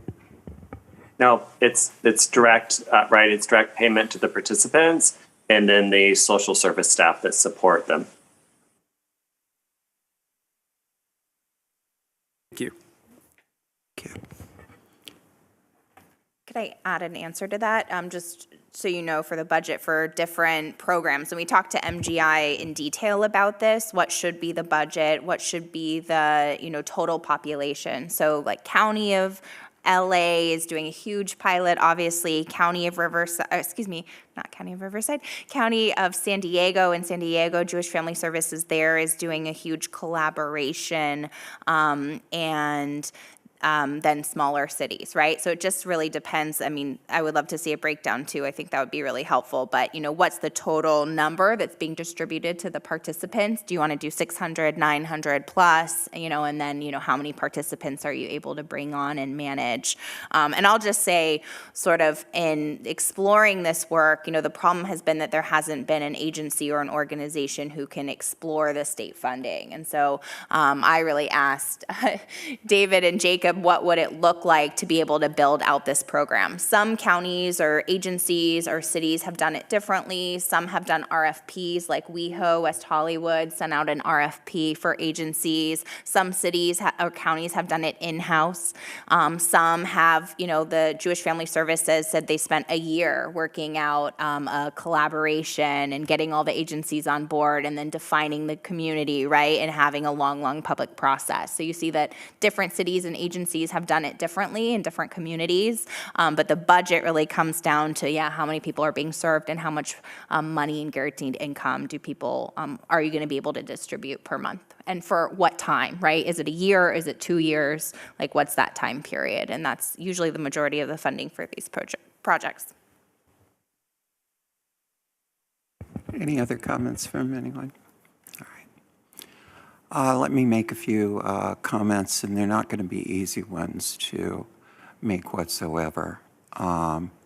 The case that David and Jacob and others have made for how compelling the need is absolutely real.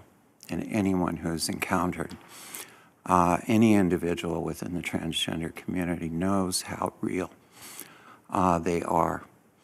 And anyone who has worked with David Brinkman, DAP, and seen the kind of work that Jacob is putting together with QueerWorks are incredibly inspired by what they're capable of doing and how capable they are of responding to the profound needs that are out there.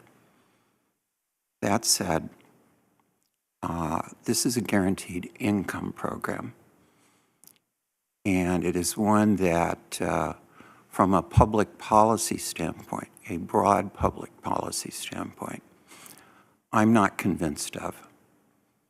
And I know there's been a tremendous amount of research.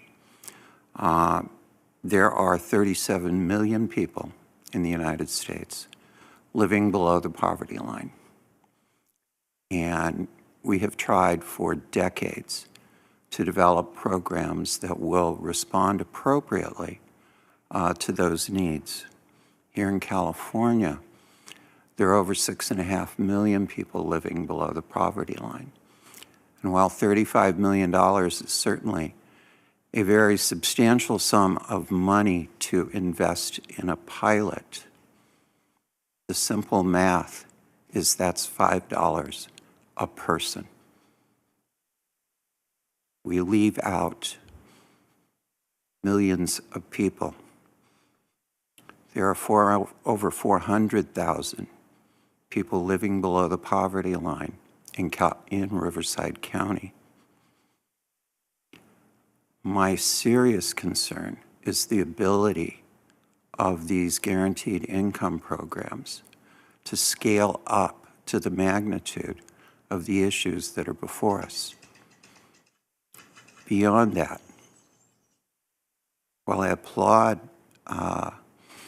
Councilmember Holstage and her enthusiasm and her devotion to this program, and so many others, municipalities are stepping in to address income inequality when that has never been a municipal responsibility. And there's real questions as we start to move forward how municipalities are going to be able to address those issues. I think the state needs to be operating these programs directly themselves. What we know is that what lifts people out of poverty is a job that pays a living wage, that is secure. And we're not producing those jobs. We need to. So this is not a question, in my mind, of the extent of the problem or the number of people, but for every individual that we are addressing through these programs, dozens more are not getting aid through these programs. And that is a very serious concern to me. But Palm Springs has always been a community that wants to be on the edge. So I'm going to ask my colleagues to bifurcate this vote to be one where we first address the question as to whether or not we want to participate in a guaranteed income program. And then secondly, address the question of, if the majority does, do we want to do so with DAP and with QueerWorks?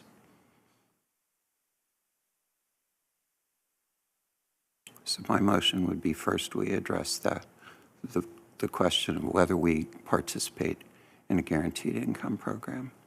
And I don't think I should be the one to make the motion on that. And thank you for your comments. I really appreciate them. And I forgot to say at the beginning that the mission of Mayors for a Guaranteed Income is to prove up both the quantitative and qualitative data to show that guaranteed income programs, which, by the way, the data does show is an incredibly effective way to lift people out of homelessness and poverty. And I'll just say, as someone, because I have to respond, who's litigated years-long cases in the Social Security Administration and CalWorks and workers' comp, right? The bureaucracies that we've set up to fund poverty programs and to staff them are probably much more expensive than giving people the money who need it. But I appreciate that offer to bifurcate the issue, but I didn't say the mission of Mayors for a Guaranteed Income is to collect that data and then advocate for a national guaranteed income program. And that's what, like, the child tax credit, right, that President Biden has done in a lot of ways, and now they're collecting the data for how the childhood tax credit is affecting families. But I appreciate that. I think that's a good point, and I fundamentally think that it's municipalities' jobs to address poverty, and I think that's what we do through our Parks and Rec programs, through the communities that we build. We provide grants and sponsorships to organizations, and we funded DAP so many times, even for capital improvement programs. So I think this is a good use of funding, but that's why I had raised sort of with the ARPA money, because a lot of cities are doing a lot of community work to distribute the ARPA money to residents who are most impacted by the pandemic. And that's why I had raised, even in budgeting months ago, what are we going to do? Because I see the city of Coachella is trying to really give that relief to the people most impacted. So I think there's a motion. I'm happy to make that motion. So you asked that the city participate in a guaranteed income, in building out a guaranteed income pilot program. And I appreciate the bifurcation, although it's a little challenging in that I'm just trying to think how to best do it. Because part of it is, in both cases, we may need some more information, right? The public hasn't had even the benefit of your verbal staff report. Just doing the math, and I know there are costs, right, of doing this, but if we're doing $900 a month for 20 people for the full 18 months, it's about $324,000 in direct payments, unless I did the math wrong. And to spend $1.8 or $2 million on that doesn't achieve sort of the goal of we're trying to give people the money and not spend it on all the other pieces of it. And so while I think these programs are great, I'm just, is that, and it's a question I think the public should get to weigh in on, is that the best use of $2 million if we have it to provide programs? And that's where I'm just think, more information might be helpful. So that's why I'm struggling with the bifurcation a little bit. So that was If I actually, so it was my understanding that today we were going to be providing direction on whether or not we wanted to see this come back with that further information. So my motion would be that we vote on whether or not we'd like to have more information on this program, and then at that time, we would vote on whether or not we would move forward. Does that make sense to council? I'm not sure that addresses my need to, I'm not in a position to be able to vote for a guaranteed income program. But I hate the idea, if that's the direction we're going, of being put in a position where I'm not able to vote for us moving forward with an organization that I think is incredibly deserving and would be and would do, if anybody can make this work, they can. I think though at this point, it would just be whether or not we want to take those two votes at our next meeting, just whether or not the information were to come forward. Because I think Councilmember Coors makes a good point, and that was the first point that I made, is what are the actual financial implications here? Because I think there's still a lot of information that's unknown. Because I would not be comfortable making a vote today on either of those until we have more information. I might look at it just a little bit differently.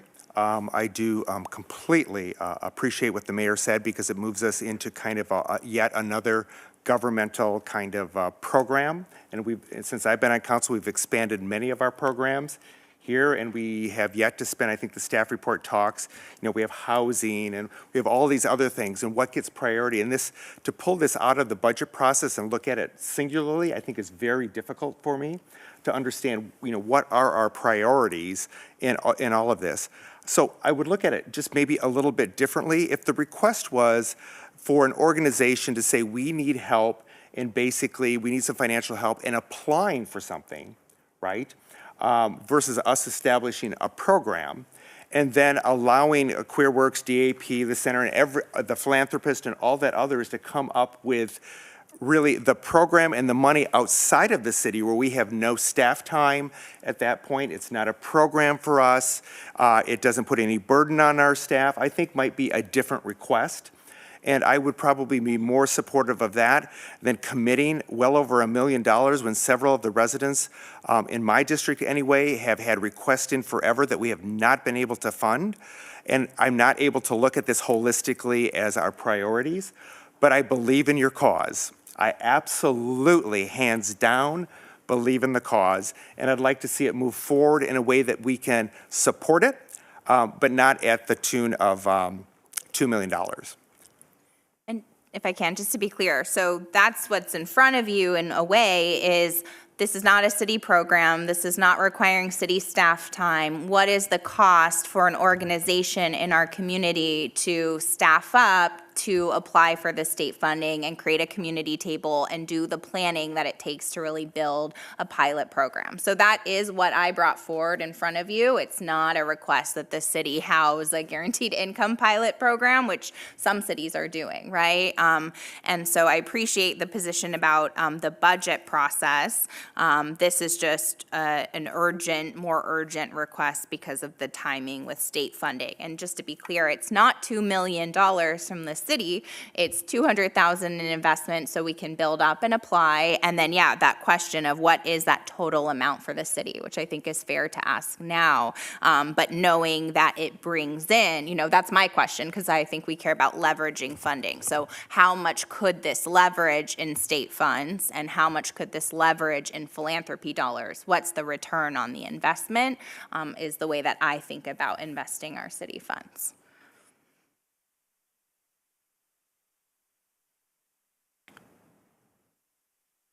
David, Jacob, what kind of deadlines are you operating under?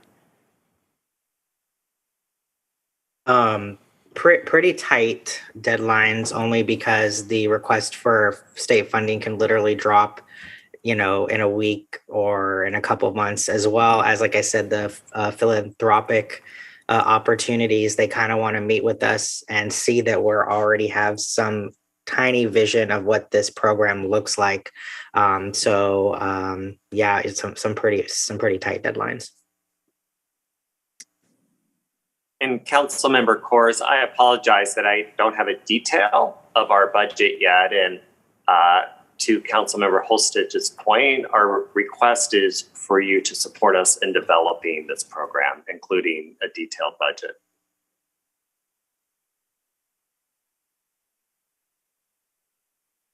And just to make it clear on that, that's the $200,000 that you're asking for, which does require some staff time, but I understand that. So, thank you, Mayor. I just wanted to go back and see where you're at with everything, and maybe hear from you again. I think we all want this, but what's the appropriate way to get there, and how can we help in any way to get there? I think the majority clearly wants to move forward, and if the majority, with a guaranteed income program and is willing to commit $200,000 now and up to $1 million total, if I'm hearing correctly. Then I'm not hearing correctly. I would just edit that to say, at this point, I was a little confused because I did think, as I stated earlier, that I thought we were just putting out there what further information we needed, and that this would come back again later. However, that said, I do feel comfortable moving forward with the 200,000 to get them started. I would not feel comfortable voting on up to $1 million until we had all of the information, because that is a large sum of money to ask. And what I would ask my colleagues is that we take two votes. One on, do we participate in any guaranteed income program? And then a second vote as to, do we commit $200,000 to DAP and QueerWorks? Let me ask a follow-up question. So if the city approves $200,000 tonight to develop the program, do the work with philanthropy, put all those pieces together, is that usable if the city decides, actually, we're not going to put more money in later? If I may, Councilmember Kors, I think absolutely, because this model and this program can then be used for, something that maybe DEP wants to do, or something that I want to, QueerWorks wants to do. So it's not wasted time and wasted money. Something will come out of this proposal, if for some reason we don't move forward fully with MGI. David, I'll let you answer as well. I agree. Okay, no, that's helpful, because I think to your point, Mayor, whether I'm interested in guaranteed income projects, which I am, may be different from whether I want to invest that much money in a study that could actually go maybe to help more people. That I need more information on. But supporting these two organizations to reach out to philanthropy, build those relationships, that much I can support tonight, with the understanding that everything else comes back. I don't have to go to that next stage of saying, I definitely want us to support a pilot, right? And I can support the second vote. I will not be able to support the first. Can you clarify that just so I understand? First vote would be, should the city of Palm Springs participate in a guaranteed income program? We're not making that decision, I don't think, right? I think the motion would be that we fund QueerWorks and DAP Health to work on a proposal and building the relationships with funders for a possible guaranteed income program. Can I ask a question of Jacob, because we talked about this earlier? Are there other pots of money? We talked about if you didn't receive the state funding, for example, because the state really hasn't told us, are 2 people applying for this funding or are 50, right? I know Councilmember Kors raised that. So are there other pots of state money or other funding that you could bring into the region with, the $200,000 in startup costs to get this partnership with DAP working? I thought you had mentioned that there's the trans wellness, state grant, and other funding as well. Sorry, did you mean other pots for the 200,000 or other pots for the program in itself? For the program in and of itself, because I think the question that the city council is struggling with is, would the city want to spend $1 million out of our $5 million for ARPA or our excess, revenue on a guaranteed income pilot? And there's disagreement about guaranteed income, right? But and we obviously have an interest, but you could go out on your own and do your own guaranteed income pilot and find different matching grants for the state funding if you were awarded it, or you could find other state funding for other trans services, right? That's sort of what I'm getting to, is what would that be able to leverage if the city wasn't able to support or didn't want to a full guaranteed income program? Yes, so AB 2218 is the Trans Health and Wellness Equity Grant. It's $13 million allocated from the state of California. The caveat is that we have no idea when that's going to drop. It was supposed to drop in July of last year, and then September, and then October. So we're waiting for that. So that's an avenue that at least I've been looking at for quite a long time. Thank you. Councilmember Woods.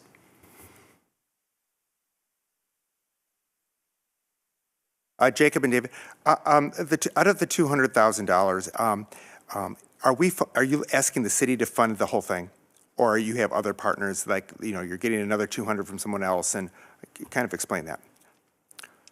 We're asking the city to fund $200,000, and DAP is matching it. And DAP is matching it. Okay, so I see what's going on. Okay, and so that's really to get QueerWorks kind of off the ground and started and established kind of as this new entity that really has this focus on this guaranteed income, and particularly trans and non-binary residents, if I'm understanding correctly. Yes, absolutely. Because we've been doing this work for over 17 years, but this is kind of the first, besides the county grant, that need a large sum of money to build a project upon. All right, and I'm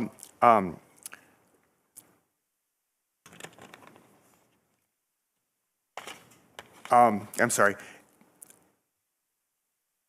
If you were not to get the $200,000 from the city, just hypothetically here, I'm not sure where this is going to go. Do you have other resources that you're able to reach out to or other donors or whatnot that you've lined up, or kind of where are we at with the whole thing? For QueerWorks, not at this time, but I know, or David can speak on for DAP on their match. DAP is in. We've interviewed consultants who are specialists in developing programs. The city will remember Get Tested Coachella Valley. You all were an enormous part of that and its success of testing 80,000 people for HIV in the valley. Our lead consultant, Susan Unger, has been contracted by us to be the DAP's lead consultant on this project.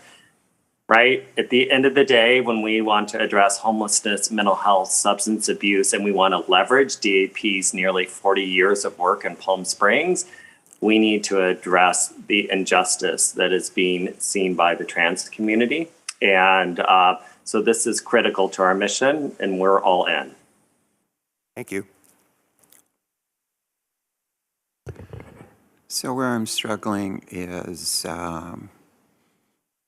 I am trying to find a way to be able to clearly express through a vote that as supportive as I am of David, Jacob, and what it is that they are trying to do and can commit to the $200,000, I fundamentally believe that the guaranteed income programs will not be able to achieve the aims that they have set for themselves.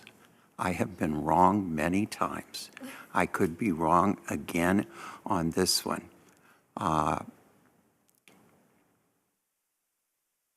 So Mayor, if I can, I think you might be able to note for the record, if there's a motion, which I'll make, is to allocate the $200,000 to QueerWorks and DAP to build out this pilot program and to do the work of applying for state funding from various sources, to apply for philanthropy dollars, to look for other sources of funds, to build their community table, whatever activities they feel is appropriate in this project that they're building together. And then I think you could probably note for the record your opposition to guaranteed income pilot programs or the use of whatever your opposition is for the record. For the record, I strongly support reform of our poverty programs. We need to do things that are broad-based. I do not believe that guaranteed income programs, as they are currently envisioned, will be able to succeed and scale up to the level of the problem that they are attempting to address, nor do I believe that placing income maintenance programs within municipal government broadly is an appropriate public policy step. Notwithstanding that statement, I'm prepared to vote for the 200,000. So I made that motion. Could we have discussion? Now we have a motion. We have a second. I saw Gardner, second. Okay. I think I'm with the mayor. I actually am with the mayor. But, I wish it was 100,000, that we were in. And I think she's stated, and I've stated, and I'll reiterate that such a program to help people in the lesbian, gay, bisexual, transgender, queer community is unbelievably part of the values of Palm Springs, hands down. But I just am not sure, with all of our priorities that we set during a very specific goal-setting session on many days, we have so many priorities going that we can commit to actually, so my objection would be the same, that we can commit to moving in to developing a guaranteed income program long-term. And I'll just state for the record, if I can, the city is not being asked to design that program other than act as our typical role as a funder. And I've sat here for nearly 5 years while we funded organizations like this to do exactly similar work in serving the community. And that is and always has been our municipal role to get services to our community. So thank you. If I can, the way I'm looking at this, and I think it's clear sort of where we are in our range of views to David and Jacob as they go forward is I'm comfortable with the 200,000, especially matching DAP Health doing that. And based on your responses that if the city didn't fund this, that this work still will help leverage relationships and other ways to improve your work. That's how I'm comfortable going forward at this point, because I do share, right, the same concern. Is this the best use with all the priorities, so many people in need to do the pilot program? But I agree there's great organizations to do it. And David, you have, looking at what they want, an organization who's run these kind of things, you have that experience. Jacob, you have so much experience in the community for so many years. So I think doing that investment to help you do that with the knowledge that that may be it from the city's contribution level is why I'm comfortable moving forward. And that doesn't mean I'm not open to more based on what happens and the more information we get when it all comes back. But with your having acknowledged that, I'm very comfortable with this. And agree, it is not a function the city is taking on. And I do think that's important. And I agree with you, Mayor. And that's why we have always supported, our nonprofits, right? Because that's the work they do. And it is the work government should do, by the way. And I'm glad the state's doing some money to see if this works, because it'll be, as the mayor points out, a lot of more money. But it would be money that may be much more effectively spent than the way it's being spent now. And that's what this is trying to find out. So thank you. Are we ready to motion and vote? Right.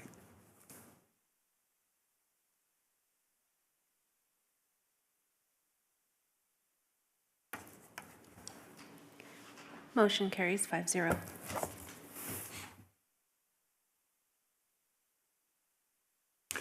David, Jacob, congratulations. And on behalf of everyone on City Council, we look forward to working with you.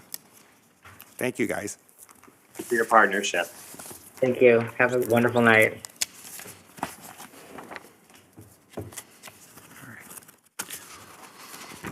Well, we have come to the very last part of our agenda. Well, actually, two parts. I think it would be now appropriate, right at 9 o'clock almost on the dot, to move to non-agenda public comments.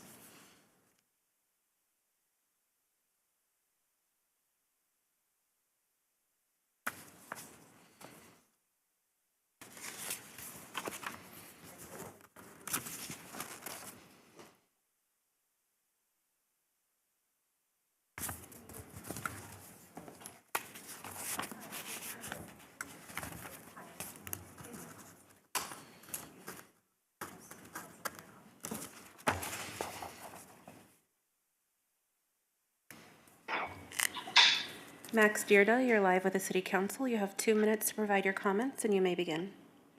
Thank you very much. Hello, everyone, and thank you for everything that you do. My name is Max Dierda. I'm a resident of Palm Springs. I'm honestly quite, I don't know how to put it, quite disappointed on how the pickleball courts have been handled. As you can tell, the brick wall issue has been raised, and we discovered that it's been approved, and it will be replaced by, the fences will be replaced by this brick wall. And literally about a couple of weeks ago, I had to personally drop a friend off at the urgent care in Eisenhower at Sunrise because he backed out to the fence and fell. And after the x-ray, it turned out that he broke a rib. So now knowing that there's going to be a brick wall was just, I think it's just a really bad idea. And it's going to it's going to create a lot of injuries, and I'm quite worried about that. The other thing is usually, even though I live in Palm Springs and I love Duluth Park, I love the sport, I just really think I have not been to any courts that are as bad, honestly, as the ones at Duluth Park. They are so very dilapidated, and it's not, they're not being taken care of. The fences are kind of, they're dirty. The whole court is, and especially being next to the wastewater plant, it smells. And I honestly, I really don't, I mean, it's been going, I don't know how old these courts are. It's just not, I don't think anybody even takes care of these courts. And it just, embarrassing, honestly, especially not seeing that every other city has amazing courts and Sir? we don't have any. Your time is up. Okay, sorry, thanks. Thank you. They're not being taken.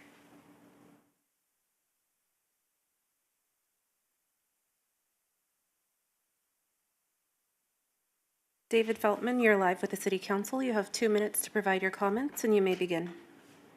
Okay, good evening, Mayor, members of the City Council, resident of Palm Springs. I'm speaking about the pickleball courts and the project to build wastewater treatment plant block wall. I know that the city passed this in January. I spoke at that time and raised some concerns that have continued. As you know, you think a lot of communication about threats to public health, dangers, I should say, that people are concerned about that addressed. I've read over 200 pages of documents around this project, and there's definitely a disconnect between the words in some of the staff reports alluding to claiming that issues of smell will be mitigated, but in the RFP, there was no word about smell or odor. I would just ask the City Council to think more, to give more attention to this issue and really examine whether all of the work has been necessary to move forward on this project, or to consider scrapping it altogether. Thank you. Thank you.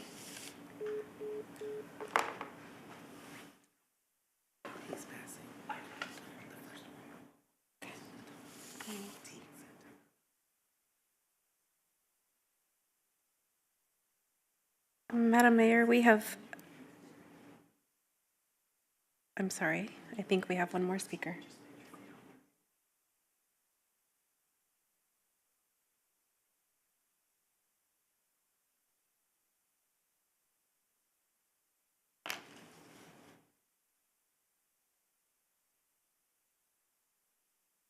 Richard Becker, you are live with the City Council. You have 2 minutes to provide your comments, and you may begin. I just wanted to say that I'm not in favor of the construction of a concrete wall and the disruption that'll cause. There's quite a community of people who participate and really enjoy the course as is. And I just, as a resident of Palm Springs, think it's not a great idea. That's it. Thank you. Madam Mayor, that concludes public comment, and for the record, we were unable to reach two speakers. It looks like we have one more. All right, thank you, and thanks to everyone in the public that spoke. The next item is City Council and City Manager requests for upcoming agenda development. Mr. City Manager? Thank you, Madam Mayor. If PSTV could put up the future agendas document. One thing I do want to point out is we had anticipated addressing at least one more item this evening that was pushed, and that was the discussion on reparations. So while I'm always reluctant to apologize for a shorter meeting, I suppose in this case it's appropriate because it might mean a little more work to do in the next couple of meetings. So a couple things to note here, and since we did just get done hearing from some people on pickleball, I think it's worth mentioning that since that was an action by council to approve that contract, it could be potentially placed on an agenda in the future. But in order to help you make that decision, I think we should also inform you that our Assistant City Manager and Parks and Recreation team have been working on a plan to engage some of the pickleball community. It's worth noting that the history of this really is the request of recreationalists, including pickleball players. This isn't a wall that's needed for the wastewater facility or any other city function. So when we start to hear that there might be significant divergence in opinion on the matter, it makes sense to us to engage a little bit. So if you don't mind indulging us for a moment, I'd like Teresa to outline for you and the community what we're doing moving forward to coordinate with the pickleball players so that you might better assess whether you'd like to see this come back on a future agenda.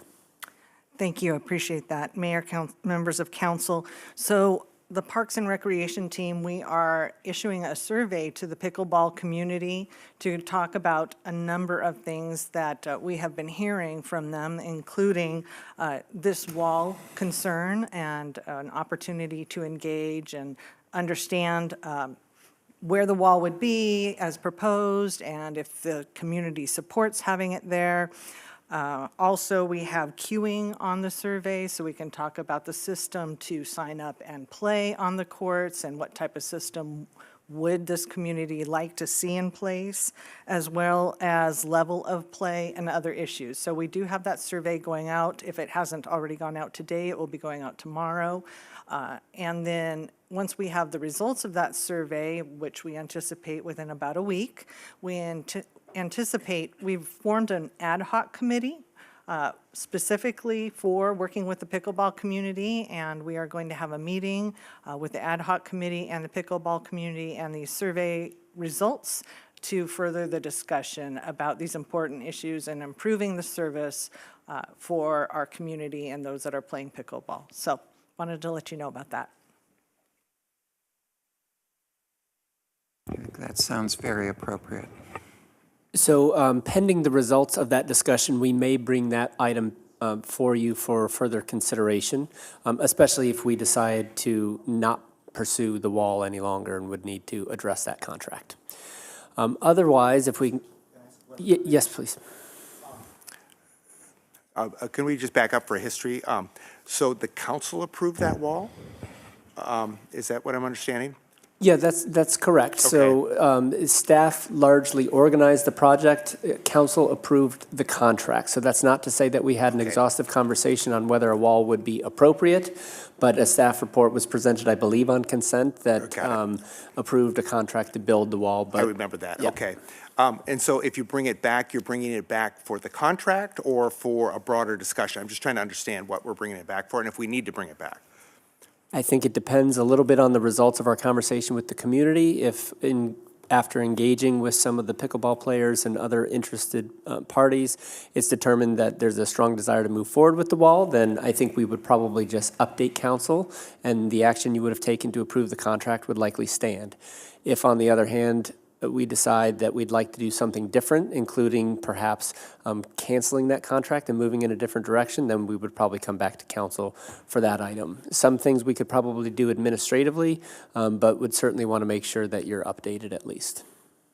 And the importance of the wall was that it would help to mitigate noise and distractions and potentially even odors, whereas the chain link fence does not provide that type of mitigation. So that was us trying to address the concerns of pickleball players and the complaints that we have been receiving, I think actually for years.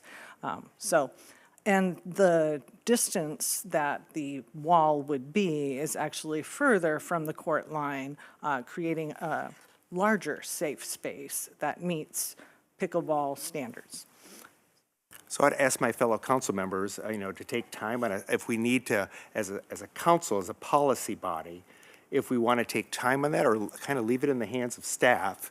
And I'm just curious why, because it's a policy issue, but it's just a small piece of infrastructure in the bigger scheme of things.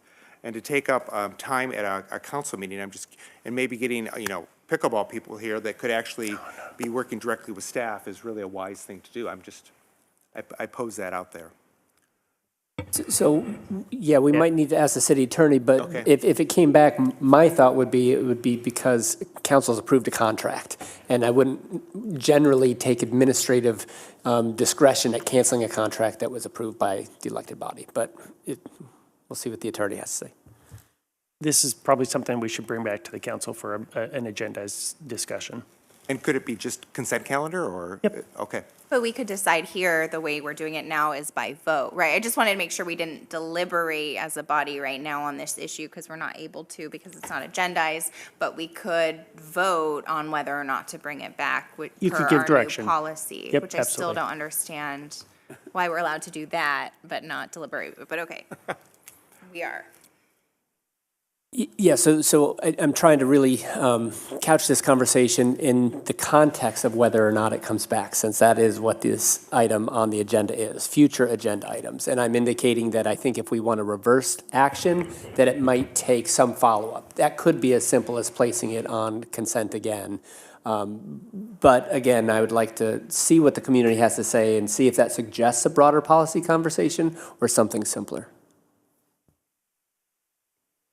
Okay, so if that item is good, want to point out a couple of other things, starting with March 29th, study session. So we had some conversation at the beginning of the council meeting. Don't want the point to go understated that we are now having study sessions and anticipate those occurring monthly. We will do some additional outreach to the community as we've engaged 1PS and other stakeholder groups to make sure people are aware of that. We hope to get those scheduled on a common day and time of the month very soon, but in these early stages, that's been a little difficult. So March 29th, that's just next week, we will have a conversation on short-term vacation rental programs. So we had an earlier session, as you likely recall, to talk about the kind of data you'd like to see. That information has been sent to you, and we'll have that conversation March 29th. Then we have 2 regular session meetings in April, and want to note that those are not on the traditional dates. So those dates have been adjusted slightly, so please note April 7th and April 21st. On the 7th, right now, we have a fairly standard amount of work to complete, a couple of public hearings, a discussion on reparations. That was the one that was bumped from this evening's agenda and put on this next one.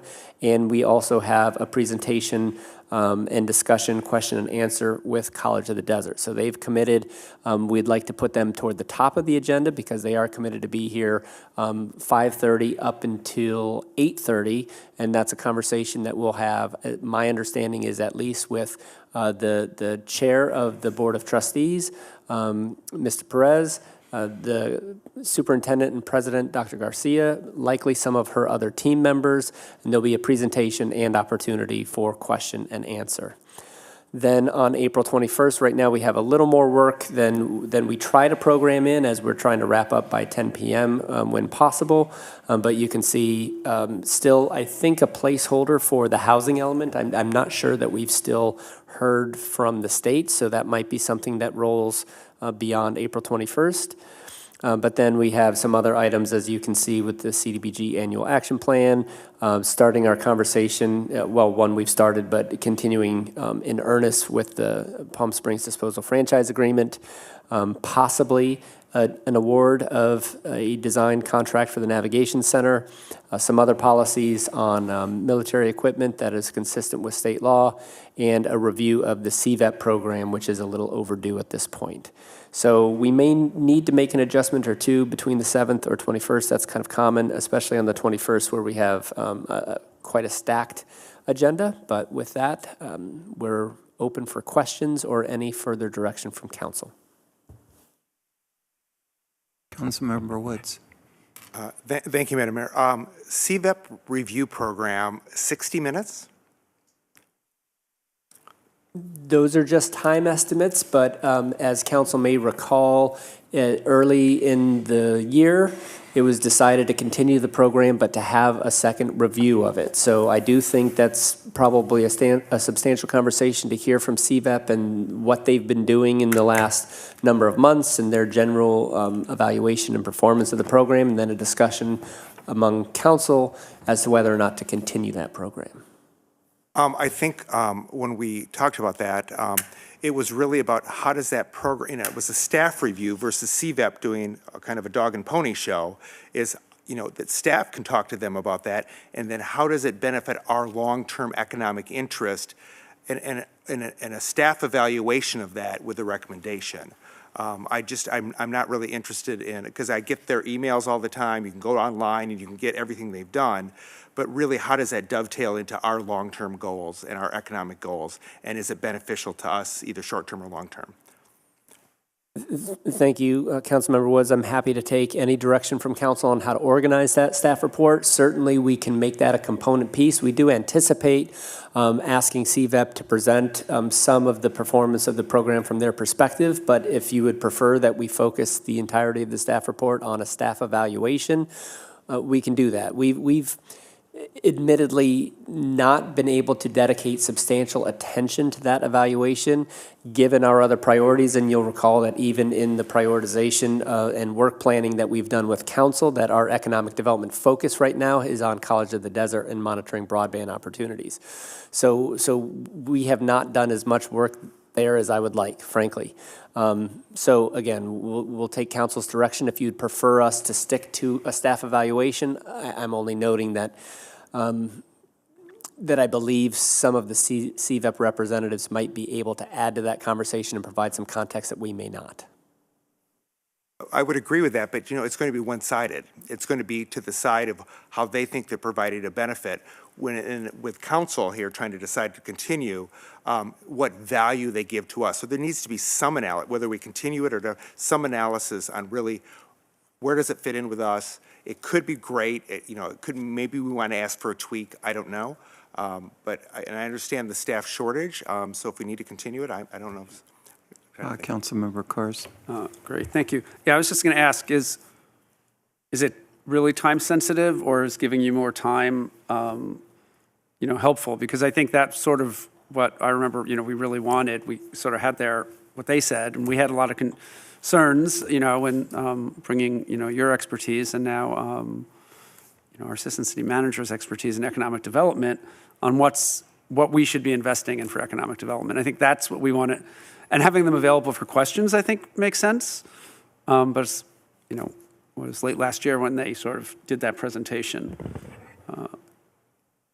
I would need to go back and double check the record, but my recollection is that council was inclined to fund the operation for a partial year. So you made some adjustments both to the level of partnership within CVEP and then the funding of the iHub specifically. You wanted to be a partial year with a mid-year review. We're late on that mid-year review, admittedly, but if there's anything time sensitive about it, it's that I don't believe council has fully committed to the financial support of that agency, or at least the iHub operation for the year. Respectfully, I do believe it's appropriate, if we're going to review the effectiveness of any organization, that we have the time from that organization to present their best case to us. I agree.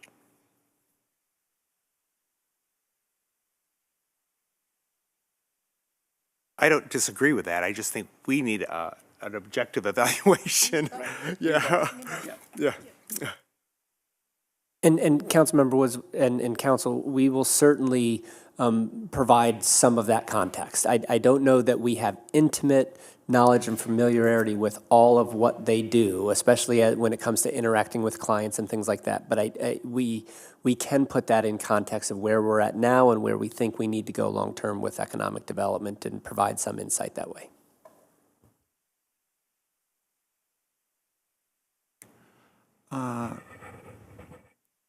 Just for everyone in the public, the study sessions are intended to be study sessions. They're not sessions in which we will be taking votes to move something forward or to deny it. But it will be an opportunity at which we as a council may be giving direction to staff to come back to us with recommendations to consider. So these study sessions are preliminary, but they can be a very important preliminary step. At what point do you believe we can bring the public back into chambers, at least on a limited basis? With some of the debates that we've got coming up, they are ones that, well, we've done really well with people being able to call in. There's no replacement for seeing people face to face. Thank you, Mayor, for bringing that up. At very least, we do want to confirm that March 29th, despite that being a study session and not a regular session, that at least staff and council would continue to meet in chambers. And then I don't think there are constraints at this point, given that we are aligned with state guidance and what I understand of that state guidance with respect to masks and vaccination and any other policy. This certainly would not constitute the kind of mega events where any restrictions would be necessary. So I believe at council's pleasure, we can go back to inviting the public to the chambers at any time. Justin, you haven't been here in person for one of our council meetings. Are you sure you want to say that? We can pack the room. Just in time for vacation rentals. Welcome. Could I just address that a minute? And thank thank you, Mayor, for outlining the difference between a study session and a regular meeting. But just for the public, because short-term vacation rentals are a big issue with people. A big issue. I mean, it's people are engaged in it. Will residents and interested parties have an opportunity to address the council during that study session? Yeah, it's our typical practice to take public comment before any and all discussion. So despite the fact that it wouldn't be action-oriented, I do believe we would anticipate taking public comment as we typically do before the item is considered and any direction is given. So I'm just wondering, since it's Tuesday, it's just a few days away, if we want to allow people still to call in for that meeting versus actually, because it's a short term to have somebody redo their schedule to drive in from, I don't know if they're Orange County, if they're whatever they come from, to testify. So I would think that we would want to at least keep that through Tuesday. And by the way, we do anticipate and have discussed conceptually that even when we return to having people in chambers, that we would likely retain the ability to call in. That's not something we've decided formally, but we're positioned to do that if it's council's pleasure to allow the convenience for those that want it and for those that want a front row seat to be able to have that too. Well, if we can go forward with the public present, particularly looking at some of the issues that are on the agenda for April 7th, I think it would be very helpful. Also anticipating the number of people who are potentially going to turn out for that session. Preparations for overflow seating may be very appropriate. Is that a proposal then that we would open up the chambers to public beginning in April? Okay. Will do. Is there anything else? then well, we finished our last meeting at 9:26. It's okay. Sorry, I had a comment on the schedule. So it's so hard to predict these, and I know that we're getting to less work and ending by 10. I just want to ask for a little more work maybe on April 7th or some of the meetings so that it's pretty substantive. But I don't know what the appeals are and if they'll actually take 30 minutes. Sometimes those appeals take 15 minutes or they're not very long at all. So I just want to make sure we have so much work to do. And I feel like there have been a few meetings where there hasn't been as much on our agenda, and I'm trying to adjust to not being here till midnight or 12:30. So I know it's a balance of kind of working and getting to finding our groove in terms of what that balance is. But I think we could probably add another agenda item depending on what that looks like. I know we might have a lot of public comment and there might be a long presentation, but It could be thinking through. if I could, without deliberating or commenting, the two appeals that are scheduled for April 7th are on projects that are in my district, and I have some familiarity with them, and I will not be surprised if there are a large number of speakers on that subject. And again, not deliberating, just. It's just some public hearing items, I think we've always been putting 30 minutes. Sometimes I've seen 15, but some of them are very, very short. And then some of them are longer than that. So that's the information I didn't have. Thank I you. think this one may be one of the long ones. And we do try to take that into account. One of the things that we'll be doing is trying to prepare a number of staff reports, especially for items that are long outstanding. I'm probably seeking some guidance from council too on which of those are priorities, so that when we do anticipate a shorter agenda, in retrospect, if 10 is our target, we're about half an hour away this evening. I'm sure we could have been a little more expeditious if there was more work. So I'm hearing you that we want to try to maximize that time so that we can minimize the number of items that get delayed. So we'll try to prepare a handful of smaller items that can be kind of added, especially when something unexpectedly gets delayed.